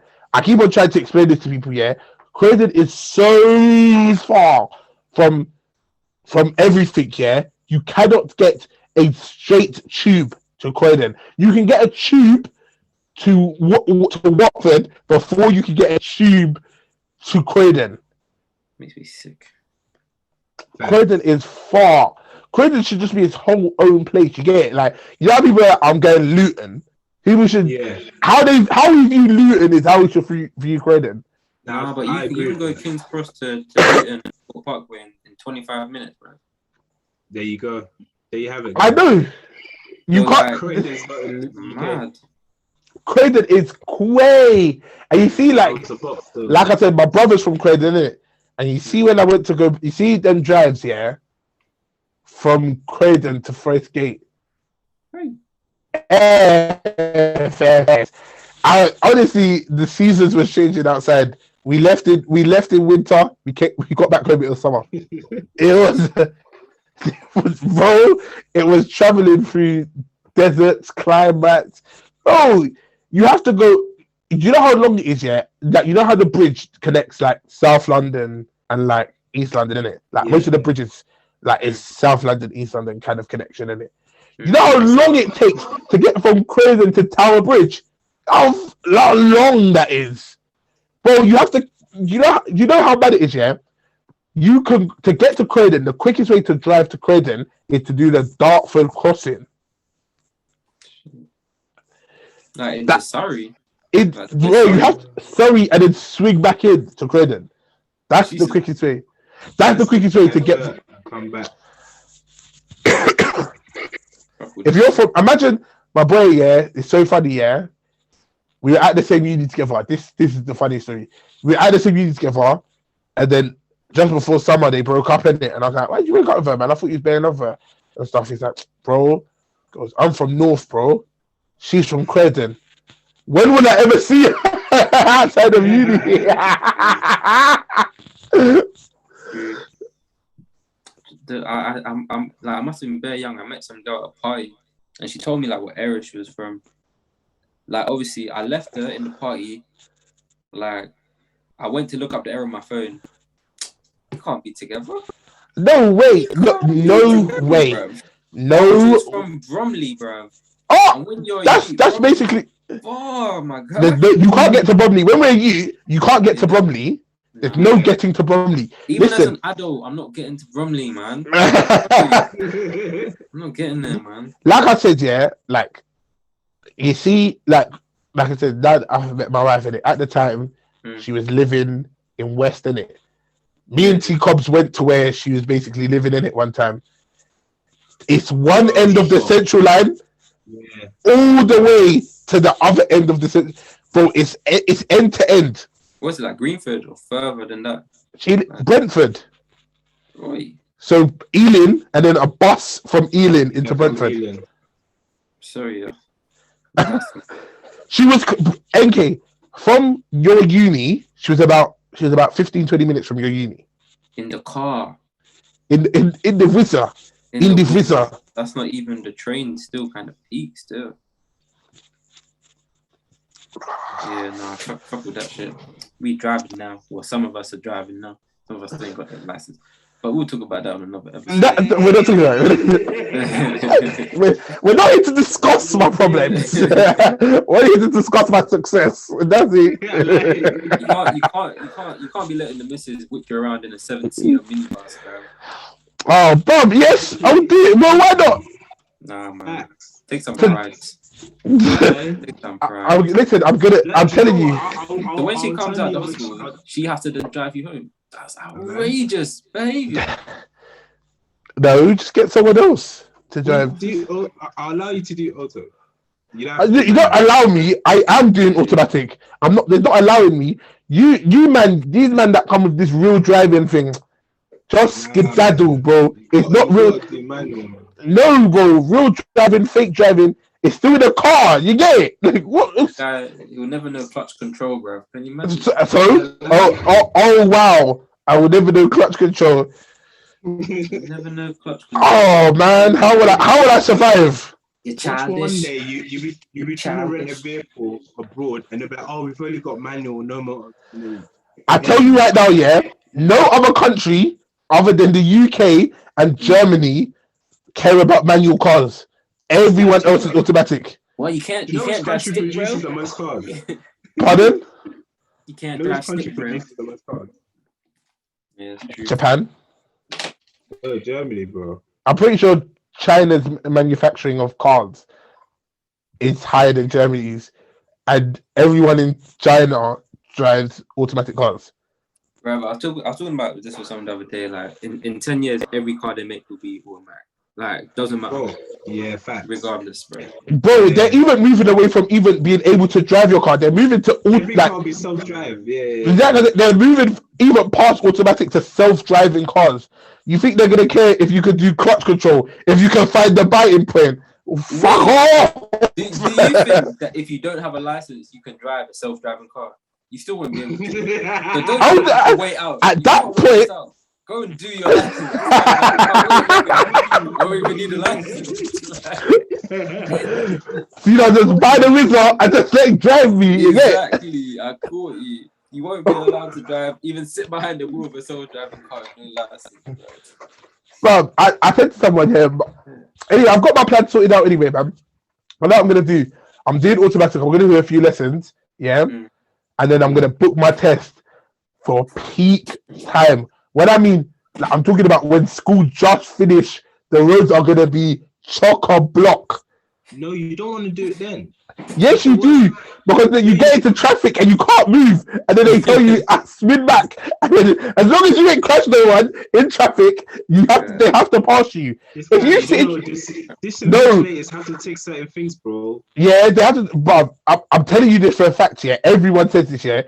Some people, for most of their lesson, they'll do some of the stuff in the car park, yeah. And then when they take you out the road, if you're sitting in traffic for 40 minutes, you're sitting in traffic for 40 minutes. You get it?